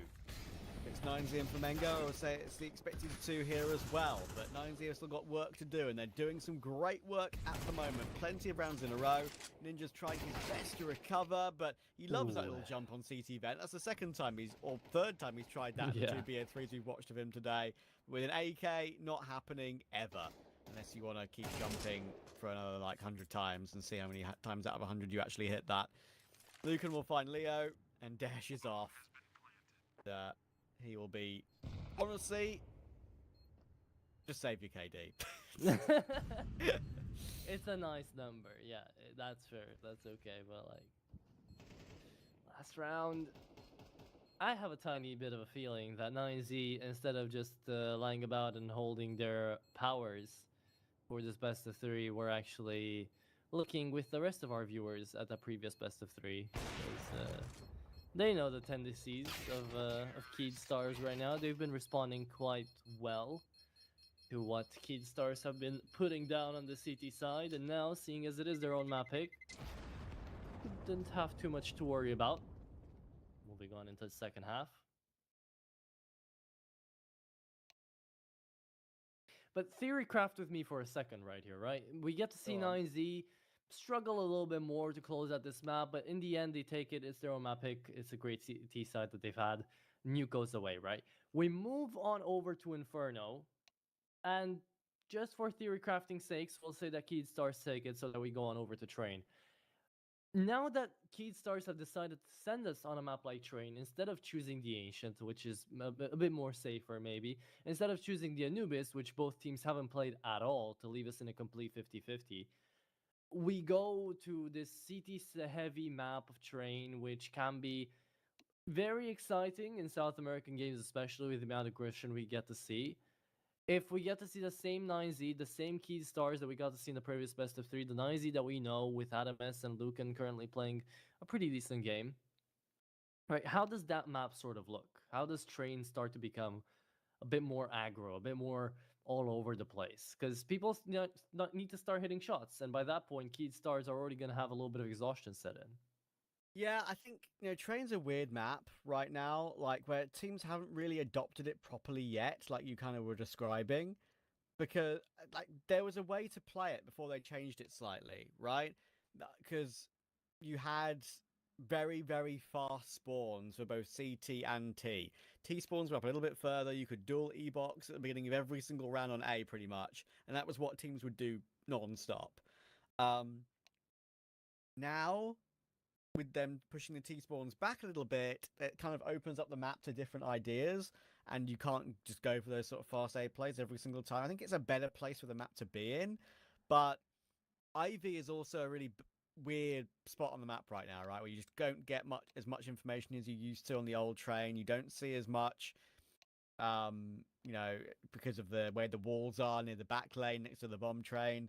So it's I don't know where it really stands right now for these sort of teams. As you mentioned, 9-0 played it once last month. They did beat Crew 13-9 in CCT. That's fair. It's just, other than like a couple of teams in EU, it's never really been a team that, or never really been a map that is a first pick for people to be a punish pick.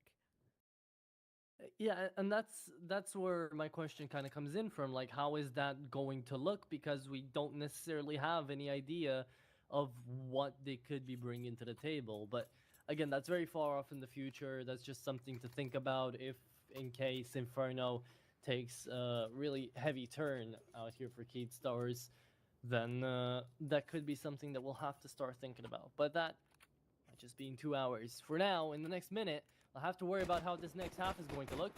Because it's 8-4, it's CT side for 9Z, and the dualies are coming out for Lucan.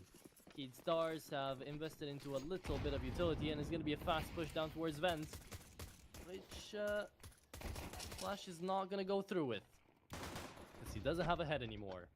And we don't have Doolahans in CS2 yet. Adam will manage to rotate back up toward the air vent. Actually get away from that fight, but unfortunately now it's pretty much impossible for him to stay alive. He's 10 HP. If he gets one kill from this, he'll be loving it, but no, can't get away. So he'll go down. So the 4v3 intact though for 9Z. Ninjas is going to find Max as well to recover it into an even round. So 8-4 from that first half. An all-important pistol for Keydstars. I feel like they have a handle hold on this T side early. But I feel like the positions right now for 9Z are pretty solid, even though we're back into this even standpoint. They know there was a position toward outside, all the way back toward Hell. It could go down ramp to B, they could go Heaven. Huaso Peak has taken over that position that was being held by Martineza. Add another player down toward B. They're actually wasting a lot of time in this round as well to keep 9Z thinking. 30 seconds to 3-on-3. And because you wind down this timer a lot, it seeds that soul of distrust out here for 9Z to kind of hold on to that B-bomb site. They went against it though, seeing the player on main, and what a peek from Ninjas. Gets the first, doesn't expect the second. Martinez! Oh, what a flick back down. Lucan just has to get this one. It's completely free, but the bomb's still gonna go down, so Keydstars will have a buy into the next. The important part here for 9Z though is that they get to win the round. 14-4. Lucan is going to make those dualies count for 2. It's 9-4 on the scoreline.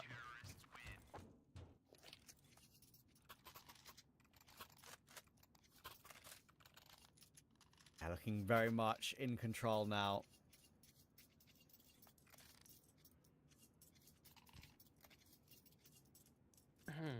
Force spy coming through, of course, for Keydstars. You've got to, at this stage, when you're 4-9 down, you know you've got the money to get at least 1 AK out. 2 Mac 10s, 2 Tech 9s, alongside that AK. As he can win this one, 10-4, 10-11-4, and it should be done. Max goes very aggressive though, and Flash didn't just take Max out the round, he took Lucan as well. That's pretty crazy to be able to get both. There's a response from Huaso Peak and Adam, but the B-bomb site will be taken. Adam, the T's are knocking at your door. How are you going to respond? Apparently by burning alive. Oh boy. That's good utility coming out of Keydstars. Huaso Peak still on the bomb side though, is going to fall as well, leaving Martinez all left in 1v3. How did this happen? Good utility coming through from Keydstars was not the only factor. 9Z pushing a little bit past their stations right now. Martinez going towards the vents, gambling on the A-bomb site for that 1% chance they would have gone back. And now for the 99.999% chance that he's just gonna go for the save.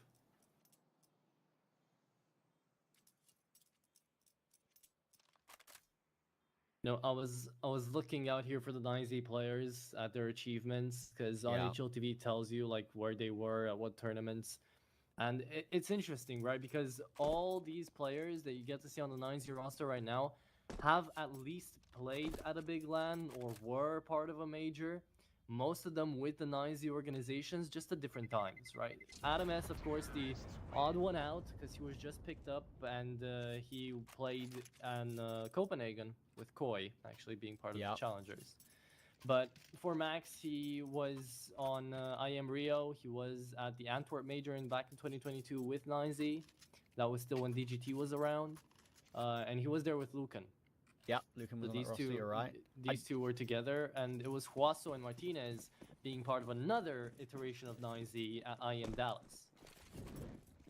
Yeah, I think you know, one of the things actually from that Antwerp major is like that Rocks sticker. You know, remember Rocks? The Argentinian player. That was actually one of the most popular stickers ever, and he's a player that's completely faded into obscurity, right? Which is pretty crazy. So. Yeah, I think it's always cool when you sort of remember a player by their sticker, even though they didn't really do much in their career. I mean, Dick Stacey, he goes without saying, doesn't he? Of course. You know, your usual everyday name for you, but hey, for us, it's funny. Yeah, Rox had this like crosshair sticker. It was pretty cool. Just look it up on like CS:GO Stash or whatever. You'll see. But yeah, it's this organizations have a storied history for sure. I mean, they even in more recent times, you're right, they did have a good run in a Dallas as well. You know, one of the teams that did beat Vitality, if I remember correctly, during one of the groups. It was a Vitality before their dominant period, obviously, but before Robs happened. Yeah, true, very true. Oh god.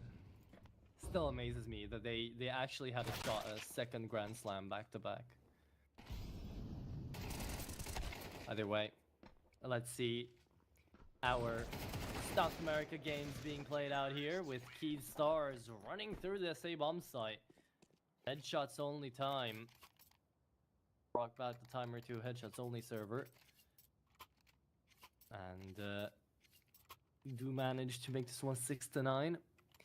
Still 3 rounds down, still in a disadvantageous position, but in a position where they should be easily making it up to 7, as 9Z will not have an investment. Holding down to 5 USPs, not a single thing bought.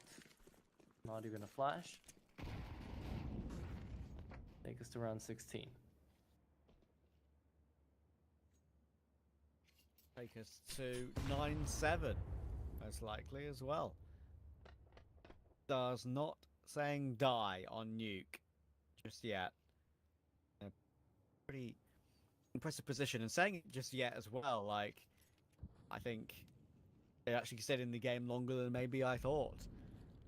9Z, of course, were 9-4. Had a chance to win the pistol. Would have been 10-4. That would have turned into 11-4 if they won the conversion, right? Because that pistol and conversion would have totally changed things. Now it's broken that CT money. Eventually, game running a little while longer for sure. Got Inferno coming up after this. That is a Keed Stars pick.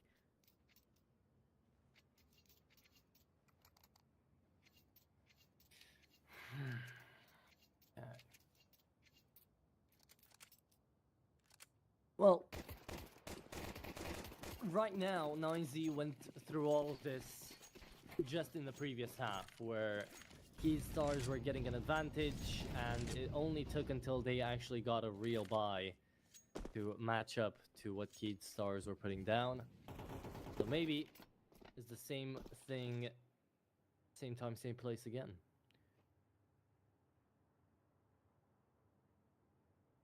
We do get to see this very passive sort of style of play coming through from the 9Z, which I wasn't necessarily expecting on their CT side, with how the T side moved and all. To see them play this far back on their angles, you get to see Martinez all the way back to the second box, back all the way towards hell. Try to hold outside. Adam at the back of garage as well, just holding the line. Like a good flash and a single smoke out here for Keydstars, they can complete control of Secret. Yet they're just pushing it one by one in towards ramp and in towards Adam, it looks like. You're getting 2 there was really good for Adam. To fall away as well, keep himself alive. They've warded off the other pressure as well. It was coming through at some point. And honestly, this is sad, but this is absolutely the right decision. I mean, yeah, it's tough. 30 seconds left in the round. You could have just gone toward A there as a collective, as a group, and tried to do. I've changed my mind. I've changed my mind. I think you should be going for the play here if you're Keydstars. You've got 5.8 on Flash, 5.2 on Beast, and you've got enough money on Ninjas and Leo Drunky to buy in the next round without any issue whatsoever. 9Z have not built up their money whatsoever. I think doing as much damage as possible here was more worth than saving your own weaponry. Sure, you don't want to give over even more AKs or maybe even a free AWP, right, to 9Z. Giving away a free AWP would be a bit of probably the worst case scenario.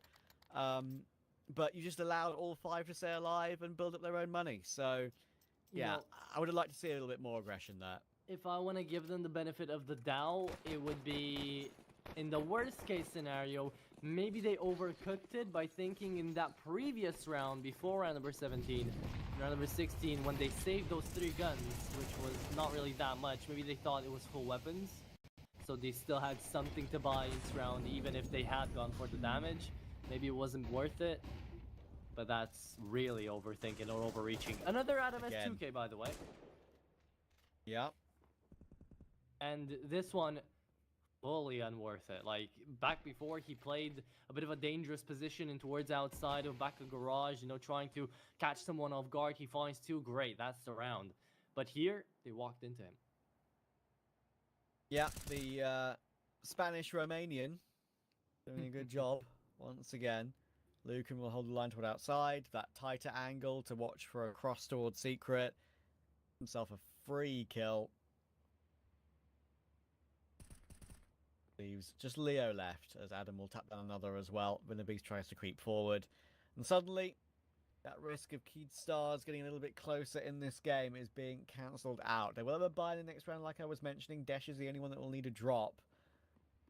But Leo is just waiting for one player to overstep the mark, and I'm not sure that's something he's going to get.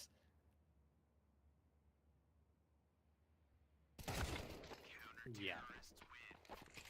Nothing crazy is going to happen. That's 2 flawless rounds in a row here for 9Z.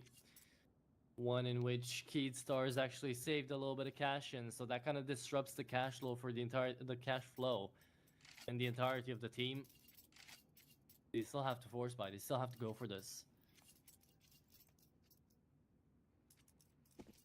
And they're scraping the barrel right now because they realize it's 11-7. A single mistake and it turns this entire map on their head. Could turn the entire best of 3 on their head too if they're not careful. All this momentum, 9Z are loving life, and you get to see it time and time again. Max still gets to stay alive somehow. Flashes out his way to death right before the Heaven players help him out. And Beast, he's trying to do as much as he can, as much damage as he can find. But it's not needed. Martinez has got it on lockdown, and Flash with the bomb behind his back is going to try to punch in those digits at least before he dies. 1v3, and he's got to do God's work here for Keydstars to keep it alive. Oh, and he started it off well, but the nade's gonna still deal damage. The flash is great, and he's gonna look for more. He's down to 15 though. And the lineup was there. Adam never expects it. Stays out in the open, and a headshot ends it off. God's work indeed. Flash goes beast mode. Oh my god. I thought Adam played that really well as well. Like, sure, the 2 ramp rotators kind of go a little bit one by one, but still, Flash had to hit 2 really nice shots. He did hit them. And then Adam, he's done that damage. He's forced the reload from Flash, and he also shifts backwards, like, after making a few steps to what would be the right-hand side of the silo as he would look. he shifts backwards toward the double door, knowing that Flash is going to be under pressure to peek, to swing any angle on Silo and expose himself. One bullet is enough to take him down. And Flash says, well, I have one bullet as well, and I'm going to hit you in the head first. That's pretty crazy. And So I feel like Adam's positioning was good. Well, not... his positioning was, obviously out in the open, but the way he maneuvered himself, the way he faked the footsteps, that was perfect. That was the right way to play it. Yeah, the idea was good. You know what the really picky and bad part is, and you can't even blame Adam for doing it, is for crouching in that area, because the crosshair there for Flash was on his chest. You know, it was down for a spray because he knew he still had munition to go for that, but because he crouches there, it's an instant headshot, and the single bullet that was needed there from Adam doesn't connect. And it's a habit that most players have, just to crouch to get better aim, but it's one that this time has lost Adam the round. Yeah, it's true. It is true. I'm sure in that situation, it's not what caused his death. Like, you can't blame him for that, really, but I understand what you're saying, like, with the way Flash had placed his crosshair, so... Yeah, I mean, that's just a crazy clutch to win. It really should be 12-7, rather than 11-8. But hey, it's clutches like that completely change the pace of the game, right? Yeah. So now only 3 rounds down. Keed Stars do have a chance to try to equal this one out, but we are in a bit of a tech pause here for Leo Drunky to come back. Maybe he smashed his desk in celebration at that clutch and water went everywhere or something. Well, I know some of my good friends would do that, but I don't fully know if he would. I don't know how many 3 a.m. CS experiences you've had, but boy, oh boy, do they get fun. Whenever everyone's a bit too into it. Yeah, I mean, I've definitely been a part of a few, that's for sure. In my younger years and my older years, to be fair. But yeah, I think these days I value sleep more than ever before. He says, working through into midnight. Hey, well, it's just midnight for you. It's a little bit past 2 a.m. here for me. Oh yeah, I mean, I assumed that. Don't worry. Yeah, but I get you. It's old age, man. It creeps up on us. On us? How old are you? Hey, okay. I'm a young 21-year-old. I know, fair but enough. I'm still getting there. I'm still being reminded every day by my younger counterparts. Oh, is your back okay? Oh, can you still stay up this late? Oh. Wow. Yeah, I know. Oh, I can't imagine saying that to someone who was born in 2004, to be honest with you. Oh yeah, my birthday starts 2000, right? It's insane that I'm over 20. Yeah. I'm past my diapers, bro. It's insane. I refuse to believe that anyone that like anyone who's born after 2000, you're still 12 years old. You're not like 25. Like, please, like you're not like 90 something, 96, 97. Like it's such big of a difference. It's like the 2004 kids trying to beat the allegations of not being like millennials or Gen Z. We don't know which we're part of. Yeah, well, I mean, I feel like I'm, firstly, I feel like I still look relatively young. Like I don't look old. I feel like, and also, I do like get all the the memes and the stupid jokes and stuff. Like I don't find them idiotic yet. Not all of them anyway. Not all of them. Only some of them. I mean, you see a horse on TikTok, it just says Pablo, and everybody starts laughing. But well, the horse memes on TikTok and Instagram, the ones where it's like the most agreeable horse and like the most like... Yeah. Those are bangers, dudes. Yeah, the those wise horse telling you to take another swig. Yeah, fuck yeah. Yeah, exactly. Like the all-knowing gambling horse telling you to put another bet on a Counter-Strike game. Yeah. It's great. Yeah. Production, do we know how long Leo... Do you know if he's on his way back yet? Do you have an idea? Talk to me in my ear right now, Pan-X. I know you're here. Whisper it. You're gonna hear live ASMR reaction from Travis. I'm not sure if we know yet, unfortunately. We don't get blessed with that, huh? I feel we're getting back soon. I mean, don't get me wrong, I love yapping, but at some point, Yeah. it's gonna turn down into some rabbit holes that we might not be able to get out of by the time it starts. Yeah, and we can't up. like talk to chat like live because you know there's a like enforced delay and everything, which is obviously the right thing to do, but Yeah. no option. Personally, I don't know about you, but I've seen way less people like. See, I don't want to say it because then it's gonna happen in chat, but I've seen way less people actually attempt to even spoil the game anymore, because they've like given up. They know by this point. Yeah, I mean to be fair, you're right. I think people do that in lots of tournament chats, but maybe Thunderpick is just we've got a cultured audience, guys. Maybe so listen, now Atro said it. Everyone in chat, like, look, we're praising you right now. Be nice. Yeah. Be good. You are special. You're a special kind. Does it happen? Everyone in the CCT chats goes crazy with the spoilers, guys. I have to ban them all. Does it happen on ESL and like Pro League and stuff? Sometimes, yeah. But like the thing is, like they have a lot of auto mod stuff set up, like a lot, like pretty strict auto mod stuff. So any number you type will just get deleted. Yeah. I mean, I remember CCT tried that, and then we got so many people like, "Oh, I can't even say like what I think it's gonna be anymore." No, sadly, you can't. You need to type in chat anyway. Like, watch the game, guys. Emotes max. That's it. That's all you guys get.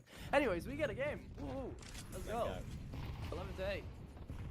Still first map of this best of 3, but hey, it's been one where Keyd Stars have been desperately trying to stay alive. Okay, and we have to respect their attempts, and we have to see it through. 9Z on a force buy. And they're still not working with a single defuse kit. Adam, I see you've got 2k. Why not buy just a single damn kit? I'm not gonna understand it. Yeah, that's fair. Teams forget that way too often, right? Like, I feel like even as a casual player, I will just check the buy across my teammates and see there's a bit of extra cash and no one else has got a kit. I'll buy the kit, dude. Like, it's one of the things you can like not drop to a teammate, but one thing a teammate can pick up. So it's very worth. Oh look, Lucan, that incendiary I'm sure did so much for you. It delayed them 2 seconds. It's all good. That 2 seconds could mean everything. And he will manage to get himself his one kill. They're actually going a little bit one by one in toward ramp there. Beast is lucky there's no player toward hell to try and remove him from that position. Martineza, great catch. The actually Mac 10 will go down, but it's a good trade from Beast. Harasso peak top hut. Will trade though. And we'll get a 3v2 back in action. Still alive somehow. Still on 100 HP. Somehow as well. Dropping down toward the box next to hut actually allowed Max to creep in on the flank. It was a distraction. It was a sort of accidental perfect distraction to allow Max to flank and get that frag. And 9Z around overdue, but will get their 12th. Yeah, well, indeed. Now they have 4 chances to close out this game in regulation and send us to that inferno with a pretty trade-heavy setup, actually, out here from both Keyd Stars and 9Z. It feels like they match in that regard, just that 9Z have been hitting their shots a bit more consistently than Keyd Stars have. It's going to make for an interesting case on Inferno when we get there as well. We're going to get to have a little bit of chat about that once we cross that river, but until we do, it is yet another round to be played out. Round number 21, if I'm not mistaken. Out here with Tech 9s for the T side, because that's all they can muster up, all trying to get outside. They're actually going to wait for their own smokes to fade, trying to fake out 9Z here into something, but just not an outside push. And I just don't think that's going to work. Or it might. Okay. Oh, timing Close. shot. Yeah, it was very close. Lucan's in a great position, trying to play the headshot angle, judging these shots pretty nicely. Will fall back as well. He even has an escape route through the glass. Chooses to stand and fight though. And he probably should have got out through that glass, honestly. Adam's not being checked though. Should have a freebie. Oh, he hasn't finished his dinner. That's awkward. And Martinez hasn't been able to help out either. Adam will do well to find one still and a good shot for the position in the smoke. Beast is going to push him down on the low HP. Might as well take a gamble when you're 12-8 down. Clutch attempt from Harasso Peak. They've got 2 players watching the double doors. You're not going to be able to grab that one, Harasso Peak. And one that shouldn't have got away from 9Z just did, again. Yeah, weird that it happens twice, but first Flash pulled through a 1v3. Now Huaso Peak is going to be able to try at that and fail. So another round where Keed Stars are going to be given that one away. And from 4 chances that 9Z had to close this out, now they'll only have 2 because it's just USPs into this round. And see, even here in a USP round fully, I understand the concept of saving for utility, saving for an AWP even max. I can get past that. But both Max and Huaso Peak have got 36,000. Like, one of them can surely invest into a single flash and you try to play together out of ramp, right? Something just to give me hope that even in pistol rounds like this, you're still trying to do something. Deal damage, try to pick up guns, be proactive, and not just wait for them to pass. Yeah, fair enough. I think they are just like thinking, guys, come on now, just one round. Like we've been on nuke for quite a while. Let's just get this one done. Get the guns out. Whatever we're gonna have, even in this round, just doesn't matter. We're not gonna win it even with that one flash. Just try and get that one round. Leo makes a bit of a meal of that spray, but is able to get his one. Fall away. No worries. It'll be 12-10. And Keed Stars will know, by the way. This is just a little tap to try and lure them back in. If there was a kit, actually, I think he may have... Actually, no, never mind. It wasn't enough time even with the kit. Just saw the timer at the top of the screen. But, yeah, like, I think in this sort of situation, Keed Stars will realise that there's only one more gun round to beat to get to overtime. Because round 24 will probably be MP9's 5.7s. I mean, I'd say that's actually going to be the scariest round of all if we get there for Keed Stars. Not gonna lie, but yeah, right now we do have Martinez back on an AWP. And the rest of 9Z on a pretty decent buy. This time with Max investing into that kit, so there are going to be chances for a retake as well if need be. For now though, Lucan trying to go for something a bit more aggressive. He's going to incendiary the way out of trophy room and then trying to go in aggressive. Let's see him move through, and the flash disconnect. That's an AK on the pickup, looking for the second, spams it down the smoke. Lucan hasn't even seen Venabeast, just knew about him, sensed him, and the timing couldn't have been even better. Finds Dash as well. That's huge. Oh, the advanced position outside from Leo. He had a chance to catch Martinez in hell, but what a reaction, what a headshot. Love to see that from Martinez's POV. That's one of those really frustrating ones for Leo, right? Where you're like, how on earth have I died there? Could never have happened. And poor old Ninjas has been dinked through a smoke and now naded down to 1 HP. Oh, it never rains, but it pours. Oh. Doesn't matter. In the end, he was always going to get taken down. It was a 1v3 either way.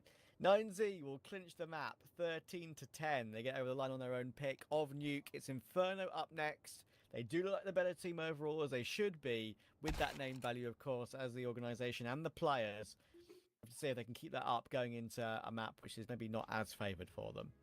Yeah, I mean, I also hope that there's not going to be that much of a tilting moment out here for Keed Stars. They get so close yet so far away. If someone just dares to be like, yo, how'd you die outside, Drunken? And Leo's just going to look at them and try to, you know, like, stay alive into this game and not say anything back. This is going to be a real test out here for Keed Stars to see if they can bring it all back, especially on their own map pick of Inferno. So indeed, as Travis said, we're going to be right back after a break.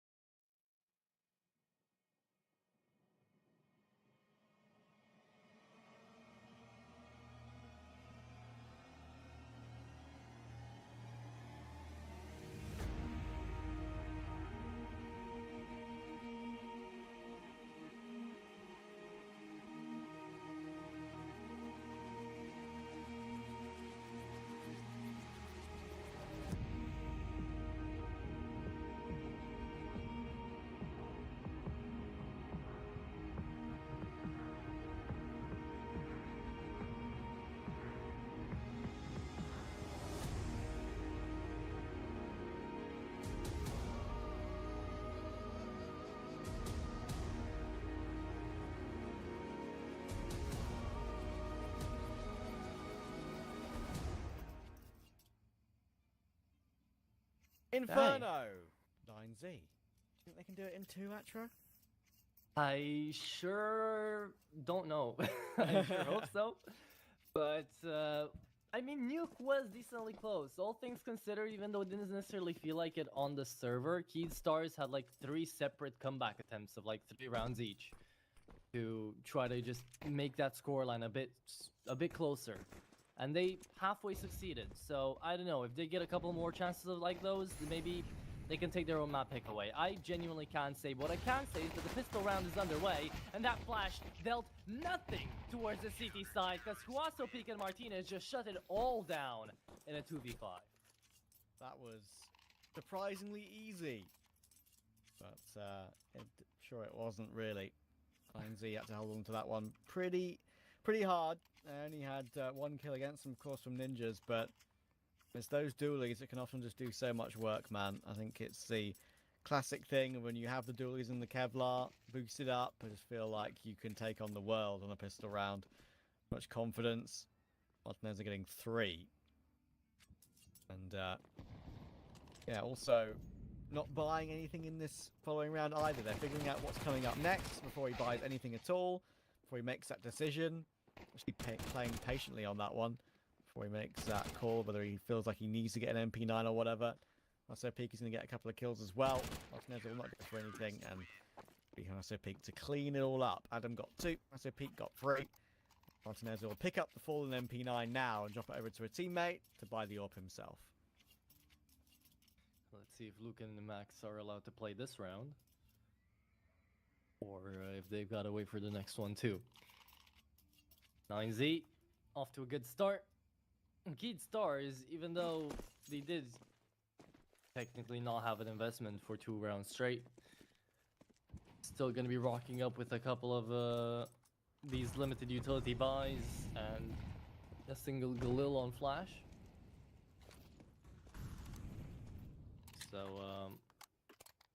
you know, could be a situation where 9Z just continue to roll out here, especially Martinez picking up a very early AWP.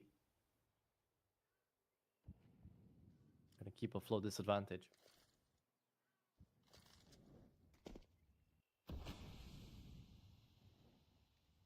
You know, it's usually just one of 2 ways out here on South America. Like late night South America, at least for us here in the EU zone. It's either very chaos-induced, very crazy, you never know what's happening next round, or it's very chill, very streamlined. The team that should win is winning. And half the time, you don't know which one you're going to get. So that's great. 9 for Max, doing some good work here on this first gun round. Getting a couple of kills already. Flash trying to answer his way back in, but there's a second player in pit that's going unchecked, and Adam, well, he actually, in the end, only gets 1. So, with the other kill coming through toward Max, it means that Martinez has to clutch 1 versus 2. He's got the AK to swap to, so that makes his clutch very doable, but, you know, he's got to try and pick up a kit off the floor, maybe. I'm not sure if there's anyone littered on the site anywhere. Maybe he'd have to jump into pit to grab one. Has Leo missed the timing, or has he actually seen him? Nope, now he knows. It's all good. Oh my word, I say it's all good. Desh went down, and Leo, of course, on 11 HP, almost got spun on by Martinez. But in the end, it is the round for Keyed Stars, as expected. It's one of those rounds, one of those what-ifs, right? He turns around and the 50-50 just goes quickly out there for the 9Z's favor, Martinez's favor. Nice attempt either way.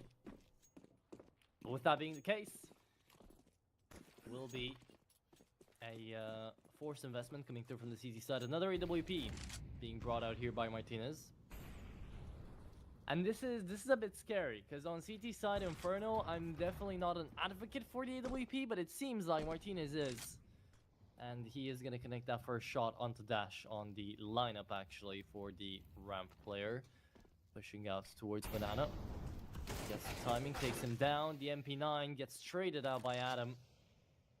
And Keyed Stars are going to start this 3v4 off on a pretty big disadvantage, because Flash is all the way on the other side of the map. It's really going to be down to a 2v2 on the B-bomb site. He's going to shift away. He's got utility to, of course, recollect that's been left for him. We'll jiggle or see a foot, and that's a perfect time to put a smoke down. So, does he have any more on the ground around him? I'm not entirely sure. If he doesn't, they're completely out of utility, 9Z in this round. But will it matter? Adam's got his kill, covering Boiler for the flash lurk. And they're going to be moving Ninjas and Venabeast up toward mid. But in a 2v4, even though actually they have vacated the A-bomb site, I was going to say, 30 seconds ago, you probably shouldn't put 3 on B and only 1 on A. You do need a 2-2 split here for it to really make sense. There should be no risk here. 20 seconds, Rasso Peak on the line. A bit of an awkward angle, but he's got onto the site as they push up. He's able to play a crossfire with his teammate. And there's just going to be no way in. Very comfortable. Nice headshots, nice team play. That's 3-1 9Z early game. It is. Okay. Makes you feel like that previous round didn't really hold any weight that Cade Stars are able to take. Because now their buy is going to be consisting of nothing. Unless we get the CF4 spy, which I highly doubt. We'll call out attack pause.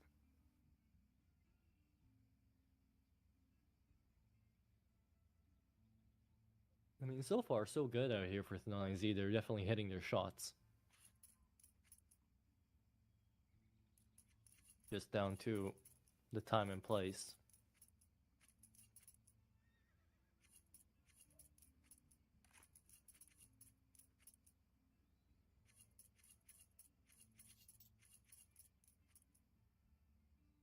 Not gonna lie, for the longest time, I thought 9Z was an Uruguay organization.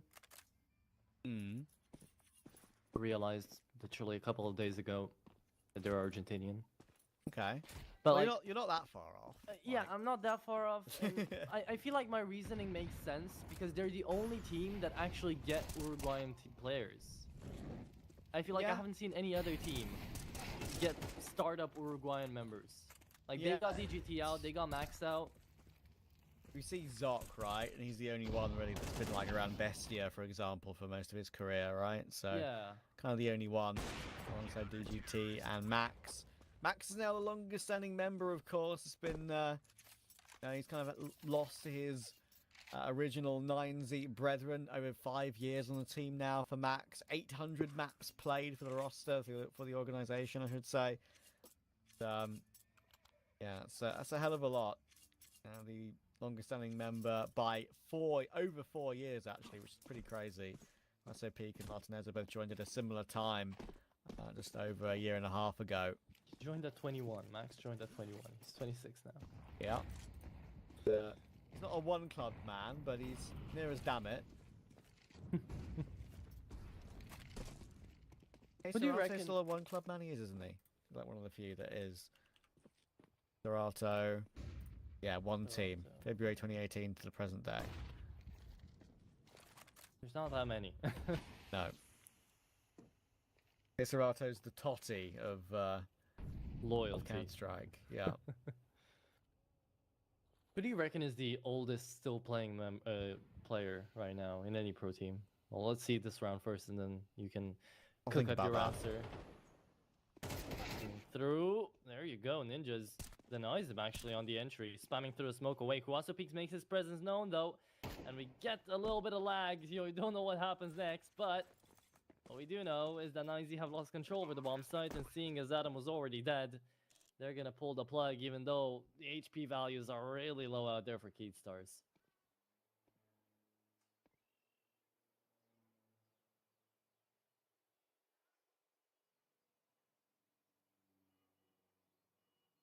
Okay. So who'd you reckon is like one of the oldest players? Obviously, first one that came to mind was Carrigan. I had a little bit of digging. I mean, like, I know Major is 34 as well. I know there's like, pretty similar age between those two, but I know Carrigan's 35 and Major's 34. So those are the top two that I kind of thought of straight away. But I know there's someone older, and I've seen it recently, and I can't pinpoint where that is. I'm gonna. I'll tell you right now. There's a Romanian that's older than Carrigan still playing. Well, that's BTN. Yes. How old is BTN right now? 36, so he beats him by 1 year. Okay. Technically, Captain Mo is still playing on Steel Helmet, and he's 36. Okay, sure. I don't know if he's older, though. I don't know if he's an older 36 than BTN. Sure, but he's not playing. He's not active. No, not really. Very rarely he plays, but still, you know. Yeah. I thought of it. Well, I can respect that. I can respect that. It's a very niche one, you know. Yeah, that's what I was searching for, like niche picks. Because initially in my head, I don't know why, but it was Bondic, right? Yeah, fair. And then I checked and he's actually just 32. Then like other players came to mind, like World Edit, you know, because of course old Flipside and stuff. But I'm not going by coaches, because I could say Blade then, right? Because Blade is what? He's 38. Yeah, I mean he's played a couple of games, right? But only as stand-ins, yeah, really. stand-in. So coaches don't count in this. Yeah, last time we got to see Blade on the server was back in 2023 with Navi. Unfortunately, that was I think the infamous event where Simple like. I think the story is something like he turned up drunk to practice or something, or turned up drunk to the event or something like that, and then like they were like, okay, we're not having this, and then he played up, played without. That was still an international era Navi. Yeah, but that was like, oh, I don't know how to describe this properly, but like that was the period where like he kind of played his last event pre that tournament, and then they played with Blade, and then they played with Wonderful. I'm pretty sure. Yeah. You're right. Pretty sure. I think that was the event where it all went to, yeah, it all went balls up for Simple on Navi, and he's kind of been like benched ever since. I'm pretty sure. Yeah. And he's gonna still be benched until the end of his contract. Yeah, I know, right? Bless him. I'm glad Leo's listening to us on the radio while we were having our podcast. Yeah.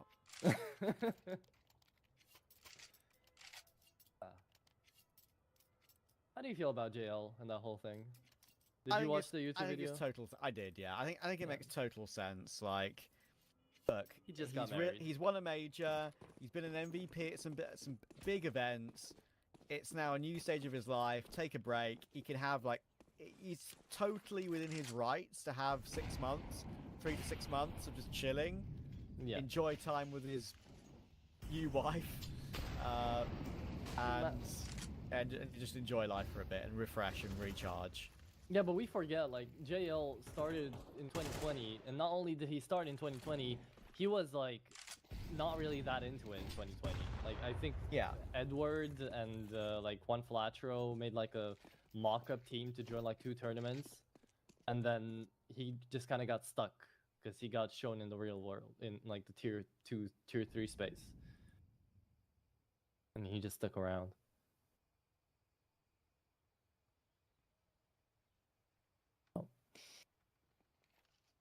Yeah. Just slap on a Lithuanian wonder kid and the team will be alright.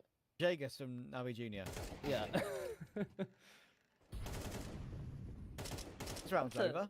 That's an MTA bomb site, I was about to say.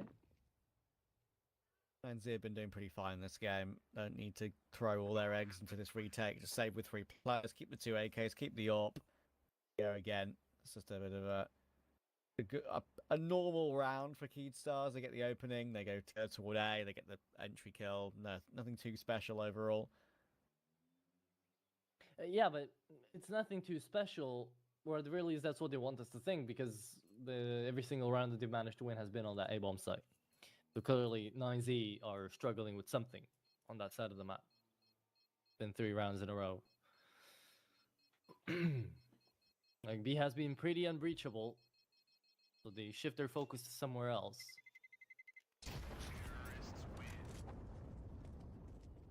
And it's also a flawless round for the T side, so yes, we do look at the saves coming through from 9Z, but they had a lot of cash that they could have just sent down to the gutter and at least try to find damage.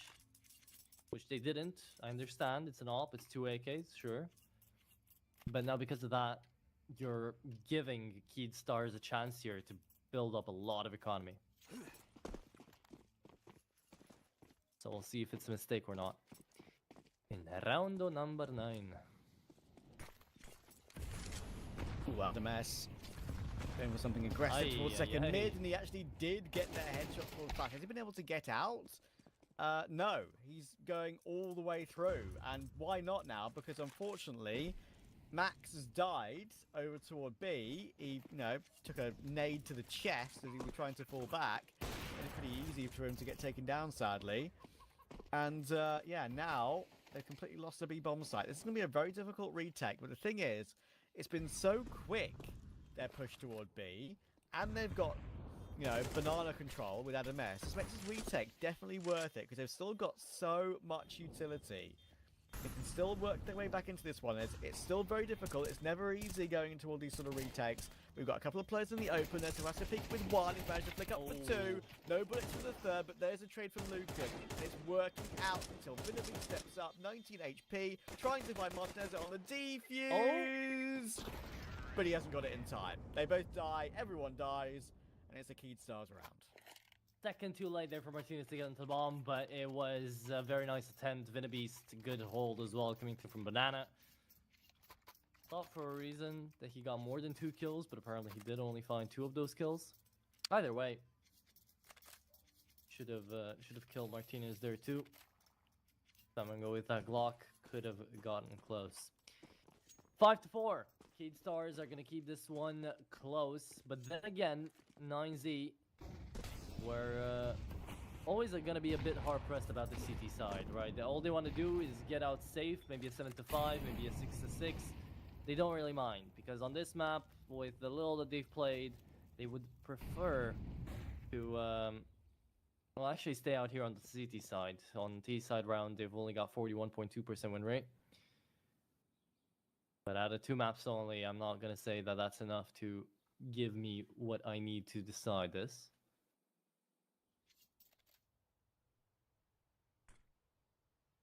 We've seen them be quite decisive on nuke when it came down to the T side.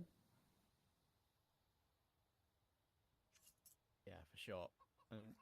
Inferno, as you just touched on, it's T-sided. You can't get away from it. Yeah, really, especially in online matches. So 5 on CT is really not that bad at all.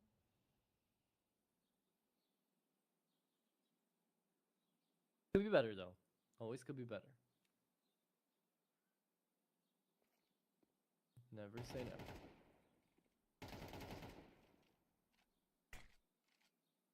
Yeah, I'm a big fan of pre-firing. Just not when you're trying to fake like this, because yeah, look, they're gonna peek back into it and they have more than enough time to get back to the same bomb site.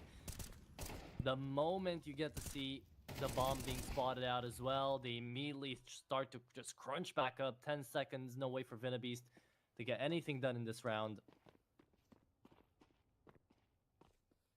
It will just be a hold for the op. Vinabeast trying to stay alive, recognizing he might get pushed here, but he won't. And the 6-4 is the scoreline indeed. We jump into the penultimate round of the first half here, as we could reach the culmination of yet another half, yet another map out here, Travis. And our answer still doesn't change. We don't really know what's going to happen. At least I don't. I know what's going to happen here. It's going to say round draw out loud. I wish you didn't know. I wish draw. that wasn't the case. Yeah, true. I mean, we don't want any tech pauses, do we? So, good point. Round Predicted it draw. though, look. Whoa! Oh my god, I was so Insane. smart. You know, if you ever decide to visit out here in Romania, they do have, like, it's an actual job taxed by the government if you want to be like a scry, to like look into the future, be a witch. Okay. Like, that's an actual thing. I will not be there. You can get taxed by the government to be a witch, though. Why would you not want to be here? Wow. It sounds great. Incredible. I know, right? Okay.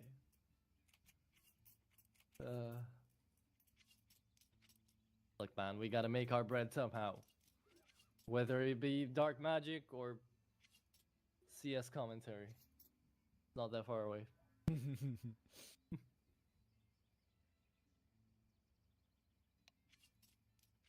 We have to look to the stars for answer in both of those professions.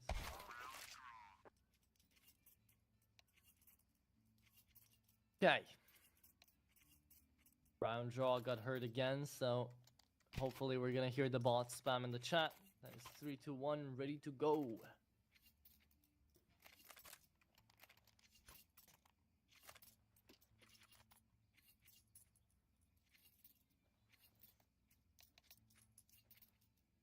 There we go. Paused. There we go.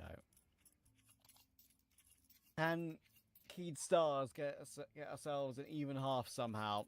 This buy will not give me too much hope. They've got a couple of Glocks around the AK and the AWP that has been picked up, saved over. I think we actually bought up an AK. I tell a lie, and it was resold again. He thought about it for a second and then nope. Yeah, because Flash has 2700, right? So he was like, okay, I could buy an AK and drop it to a teammate and they could go for something crazy. But decided just to keep the money in the bank for the final round of the half.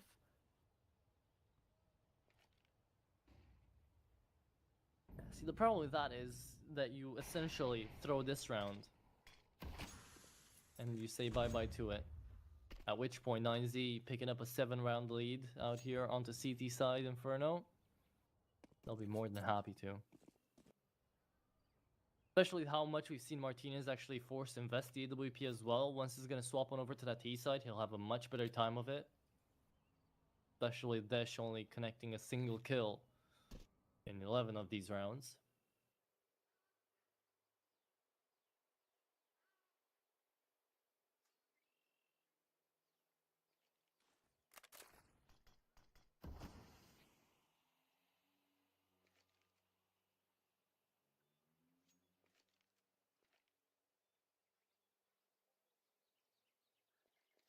All about activating the AWP. Can they do something to get that into play? And they get an opening pick with it somehow when they've got everyone around the B-bomb site here. They're going to start pushing in. Good smoke that will block off a couple of players, but that nade will be pretty tasty. Angle being held, and okay, Lucan has been destroyed by Leo, and that P250 was actually one of the main important factors of this round. Max now needs desperately to stay alive, but he won't. And Ninja has picked up that AWP, got himself one more kill, and now this retake. I mean, 2 HP, 12 HP, 19 HP. They are all squishy. Now it's back into a 2v2 now, and a double dark setup. Does Hawasso peek gauge? That could be a possibility. Sees both, takes both. That was quick. That was a great reaction. Sure, bomb down. That was the goal of the round for Keyed Stars. But 9Z, they made it a bit close there. Really good recovery, and now Hawasso peek up to 11 kills alongside Adam. I will say though, seeing as EWP didn't do anything in that round, that was a great round here for Keyed Stars. If they didn't have that AWP and actually Desh had died the previous round to now have a little bit of extra cash, then Keyed Stars would be fully locked and loaded. However, they're still fully locked and loaded, so it doesn't matter. It's going to be that last round of the first half anyways. The one which Keyed Stars are not really allowed to lose, are they? Because if they do, then that lead from 9Z becomes a little bit untouchable, even with a pistol round win.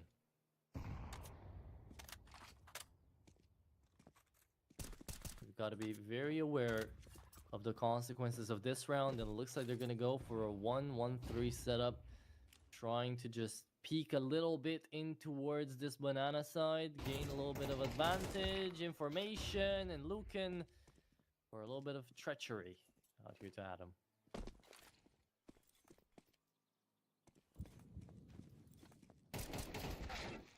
Oh, the swing from Hawasso peek in toward the apartments doesn't work out. Now Martinez is in a very tough position. He's got to worry about a player coming in from the apps position and from short. Got to flick up, got to flick back down again. It's incredibly awkward, and he only gets one. It's a very quick end to the half. Desh and Vinabeast will manage to run over the final two players, and they do get 5 on T. It's acceptable. It's acceptable, but I do think 9Z are just creeping bit by bit toward a 2-0 win here. All the rounds they've took as well, Keyd Stars, were aggressive rounds or rounds that they were taking 9Z by surprise. So I would not be too amazed to see 9Z employ the same tactic, play a very fast sort of game here, very fast sort of Counter-Strike. And this is where we can already start to talk a little bit about the extenuation of Keyd Stars, right? They've been playing their second best of 3. In the first one, they dealt with things decently quickly, right? But it was against a completely different sort of team, one that didn't focus as much on trades and on utility, one that was a little bit easier to predict. 9Z definitely aren't, and that is going to require even more attention coming throughout here from the Keyd Stars roster, especially on that CT side, to go in for the quick rotations. You're playing Inferno after all. It's your own map pick, and if you don't have quick rotations, then you don't really have a chance at a retake. So it will be that second half to start up, and 9Z, if they play their cards right here, it end off the best of 3 early. Indeed.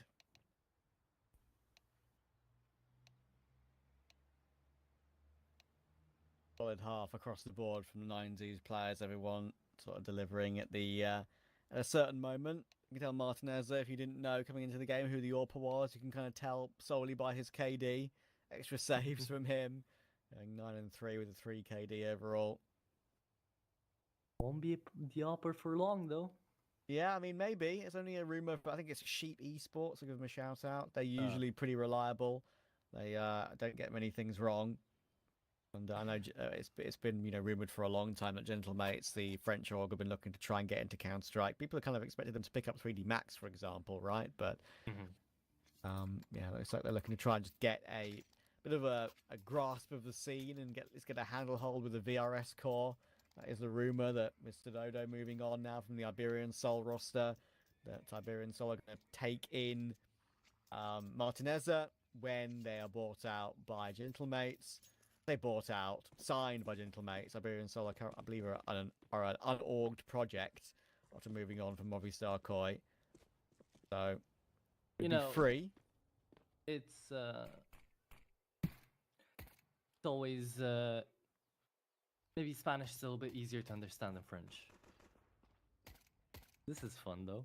Huaso Peak knows and then just there, and it's just gonna pop, take his head down. Good tried.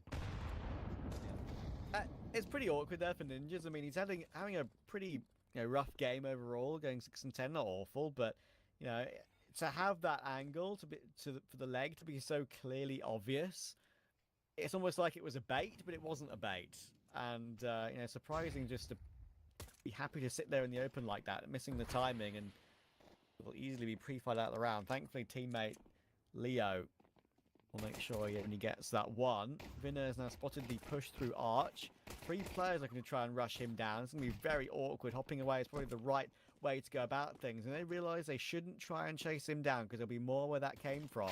Full control of CT, but Desh is now here to help out. And they're kind of getting plucked away and plucked off out of the round one by one right now. They kind of need to find this backside B player.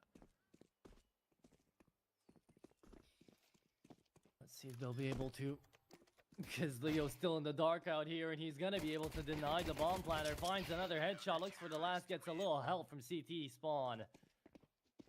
Keyd Stars take away that pistol round in stride, and 9Z now going to be hard-pressed for an answer. Not a bomb plant either. And we're going to be going up to 7-7.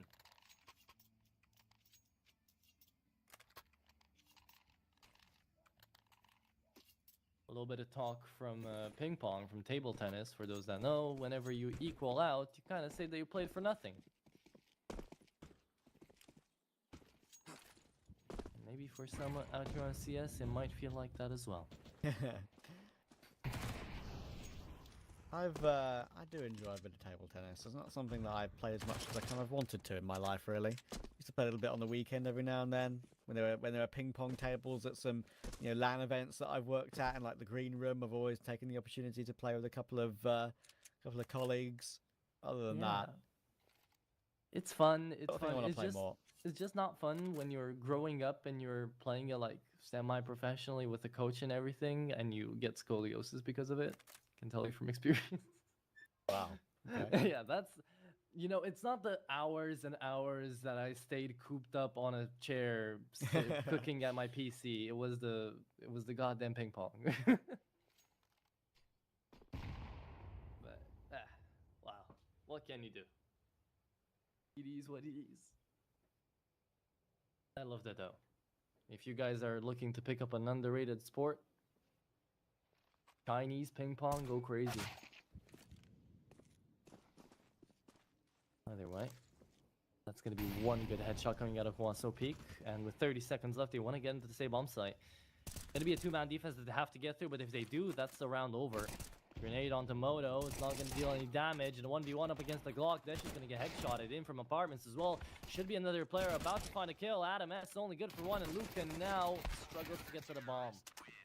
Good rotations just in time out here for Keyed Stars to save them out, and with a full eco, could have been an even better round for 9Z, but culminated into just an okay one.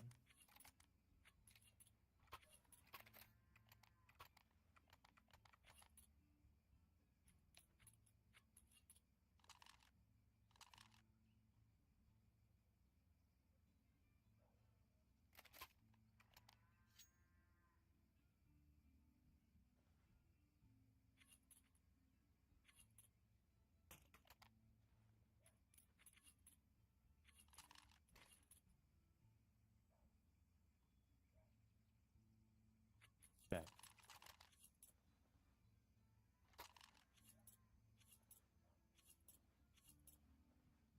Another attack pause burned through. 9Z on their first real round of this T side with a couple of Galils to work with. A couple of AKs as well. And a couple of tech pauses to go alongside it. Fortunately.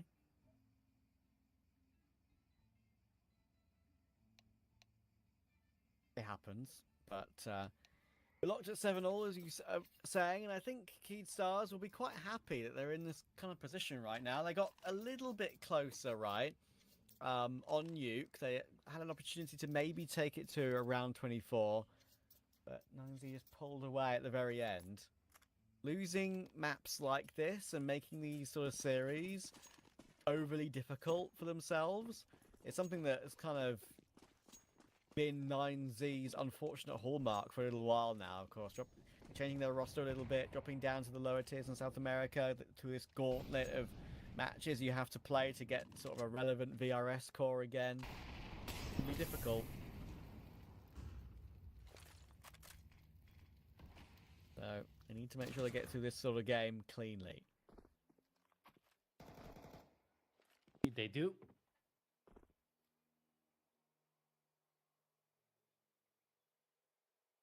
But nothing's easy to get clean out here into CS2. Max gonna take a little bit of chip damage, more than he really bargained for. Into that logs engage. And 9Z still a little bit on the edge of how to approach this round. This injury is gonna tell them that utility is still being invested into the angle. They surely should know, with the amount of time that it takes for it to be thrown, there shouldn't be more than a single player to be holding down this bomb site. Here comes a good grenade. Deals a little bit of damage to Lucan, but the CT smoke has already been deployed, and it's up to the rotate out here for Desh and Leo to help out. Beast alone on the bomb site. Turn around in from Church as well. Leo might just come just in time of these 20 seconds to get to the bomb site. Desh on a good connect as well. Lucan brings it back to a 4-on-4. No one checks into dark though. Why would you go back with the back turned away? Kuaso Peak is going to fall. Martinez stays alive on low HP, and it's still down to the bomb plant. A boost out there failed and forced back in towards CT, as it's going to be a 3-man retake in there from there. Trying to get to that bomb, but look at the HP values here for 9Z. It's going to be a rough one. Oh, the flash is excellent, but Lucan still managed to find one. Martinez, dancing around quad now, 11 HP, so awkward. 2v2. Adam's going to try and take control, and Ninjas does not expect it. Why would you, to be fair? And even when it's a 2v3 maybe or something, maybe a 1v2, you expect a player to try and take a push to try and get the advantage back into an even standpoint. When it's a 2v2, maybe you don't expect it as much. Ninjas was waiting for his teammate to try and take control of the situation, and it was the opposite. It was Adam to take control of the situation. Martineza hits the headshot to end off the round as well. Huge one to take. It's always so difficult to retake on Inferno, but that one felt so doable for Canids Stars. Ripped away at the last. Okay. There we go, keeps going. They just keep piling on the pressure where it hurts. Another opening shot onto Leo. And another potential attempt at the B bomb side, this time though thwarted in favor of a slower play. 9Z should realize in the next 10-15 seconds that Canids Stars didn't have that much residual cash, and that the utility is not really going to come through anymore.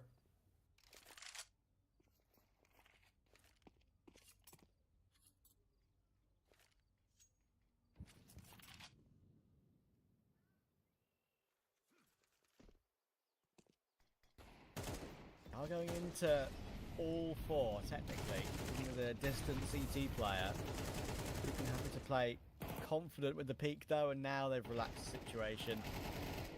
Dash will only get one. Ninjas the MP9, spotted out.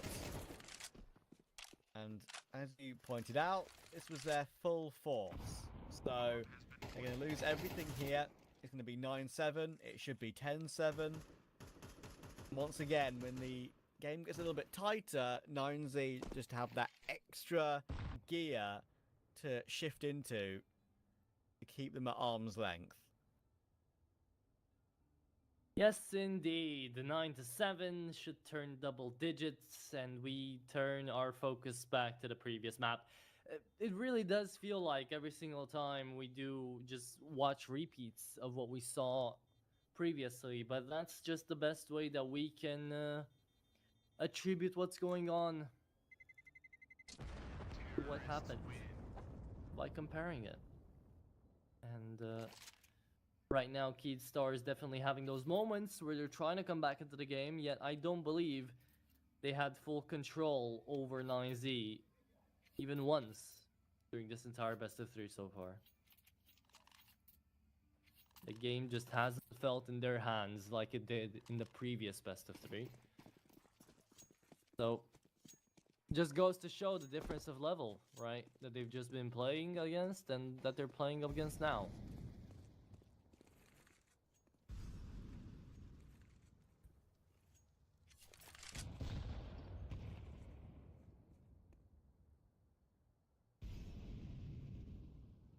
Let's get through to those playoffs, of course, in the Series 2 of the Thunderpick World Championship in South America. We've got some invited teams, of course, already confirmed. We've got Odic, Fluxo, Sharks, Fury FE as well. Oh, yeah. We've got BESTIA and Red Canids, who have confirmed their spot through Group A. Flamengo have confirmed their spot through Group B. It's 9Z and Canids Stars to find who the last spot will go to. There'll be some very good matchups there between those. Fluxo obviously made some roster changes recently, bringing Nukowski back home, grabbing Nesenchi as well. I think that's one of the few really good roster moves in Tier 2 South America recently. Got Sharks and Odic who still have a good team. So really looking forward to seeing how it's all going to play out. Flamengo, dangerous as well. We've seen it in the group stage already with VSM on the team. I'd say Odic are still pretty undervalued for what they bring to the table. Like that is a roster that can still give out even more than they've already showed, and they're breaching into top 30. Like not necessarily on VRS, but just in general. Not here for HLTV. Speaking of changes, I'm sorry I'm bringing it back to what's just coming out, but Mattis is rumored to join G2. He is. I'm pretty sure it's pretty much a done deal because he's been on the. He's on IEM Cologne on the. Correct. Yeah, registered. On the registered players for the teams, indeed, the roster lists. So. I mean, Stacks just left, so. Yeah, sad but inevitable, I think. I say let Legends go down easily and with still them being Legends, you know. I think Guardian did it okay. If Snacks can do it the same, I don't mind. Yeah, it's kind of true, right? Like, I feel like in Snacks' position, I said when he joined G2, it was kind of like a bit of a left field move at the time. I said if he can help this team win a couple of trophies, what a shot from Harasso Peak, win a couple of trophies, then he's done his job, really. Because, like, it was people doubted him so much. 2 big trophies, which is what they got, which was pretty fair and well played. Talking about what's fair and well played, Harasso Peak didn't just get that smoke bang onto the balcony player. He dropped down and got 2 more headshots after that. So, fair bloody play. Yeah, he made them look easy too, but keep on going to what you were saying. Yeah, if G2 would have gone like 2 big trophies, great. And they did, right? But still no one was happy, because, I mean, you couldn't really be happy in the instance that they were getting it. They sold the Monazi Nickel combo, which basically got them those trophies, let's be real. And then, kaboom. The team kind of just fell apart. Kaboom. There's a lot connect toward Beast, but he's going to have to do a good job to try and stay alive here. And you know what? He is going to, actually. Elim could wallbang that, though. Oh, close. Close. But they'll keep the AK alive. 9Z, 11-7, though. Doesn't matter if you keep the AK alive. If you can't get any frags with it, can't change the game with it. I'm currently comfortable. 2 away from victory. 2 away indeed. Okay. Let's see if they're gonna get those 2. They could find it right now with this round. Keedstar is not great on the economy front at all. But Beast is quick enough to gain control over Taxi. Guaso still connecting shots though. 18 and 10. He's been having a hell of a game, especially with that previous round. Leaves Leo drunk at 26 HP.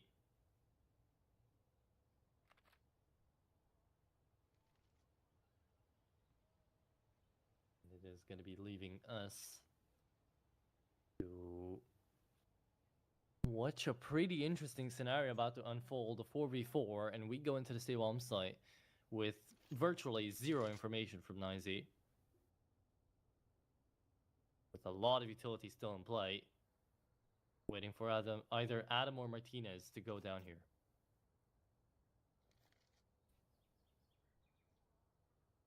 A good walk-up though.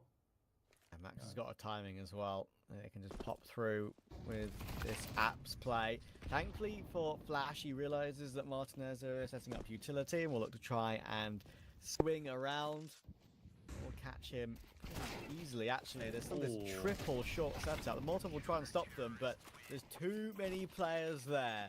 Unfortunately for 9Z, they've gone into the, well, perfect trap. They did. And they could not get out of it at all. Well played out there by Keedstars. They set it up, and hook, line, and sinker, 9Z bit. So now. Now. 11 to 8. Still amazing economy on the back of 9Z, but it's not a deadly scenario for Keedstars if they lose this, right? It's not all done. They'll still try to go for more, and that will be Ninjas. Not to fight immediately. Flash does find a trade onto Max. That won't mean much in the long term. Because right now, 9Z are taking up the space they need to set up that B-side take.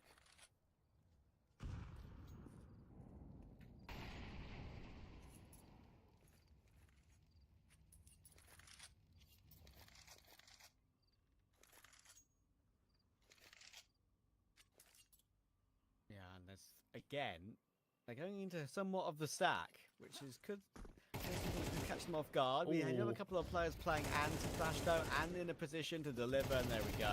One more where that came from, but even though there are some nades drawn on some of these players, they have teammate support. It's Adam to get 3 of those kills. B-bomb site totally taken, even though it was into a significantly defended site. That didn't stop 9Z. Did not stop them indeed. And that's 12. And we've been here one more time out here, Trav. We were here literally in the previous map on 12 to 8. We might go again to 12 to 9, who knows? Maybe 12 to 10 even, but at the end of the day, 9Z were able to close it out once, and they'll be looking to try to do it again this time. They've got 4 chances to try to do that.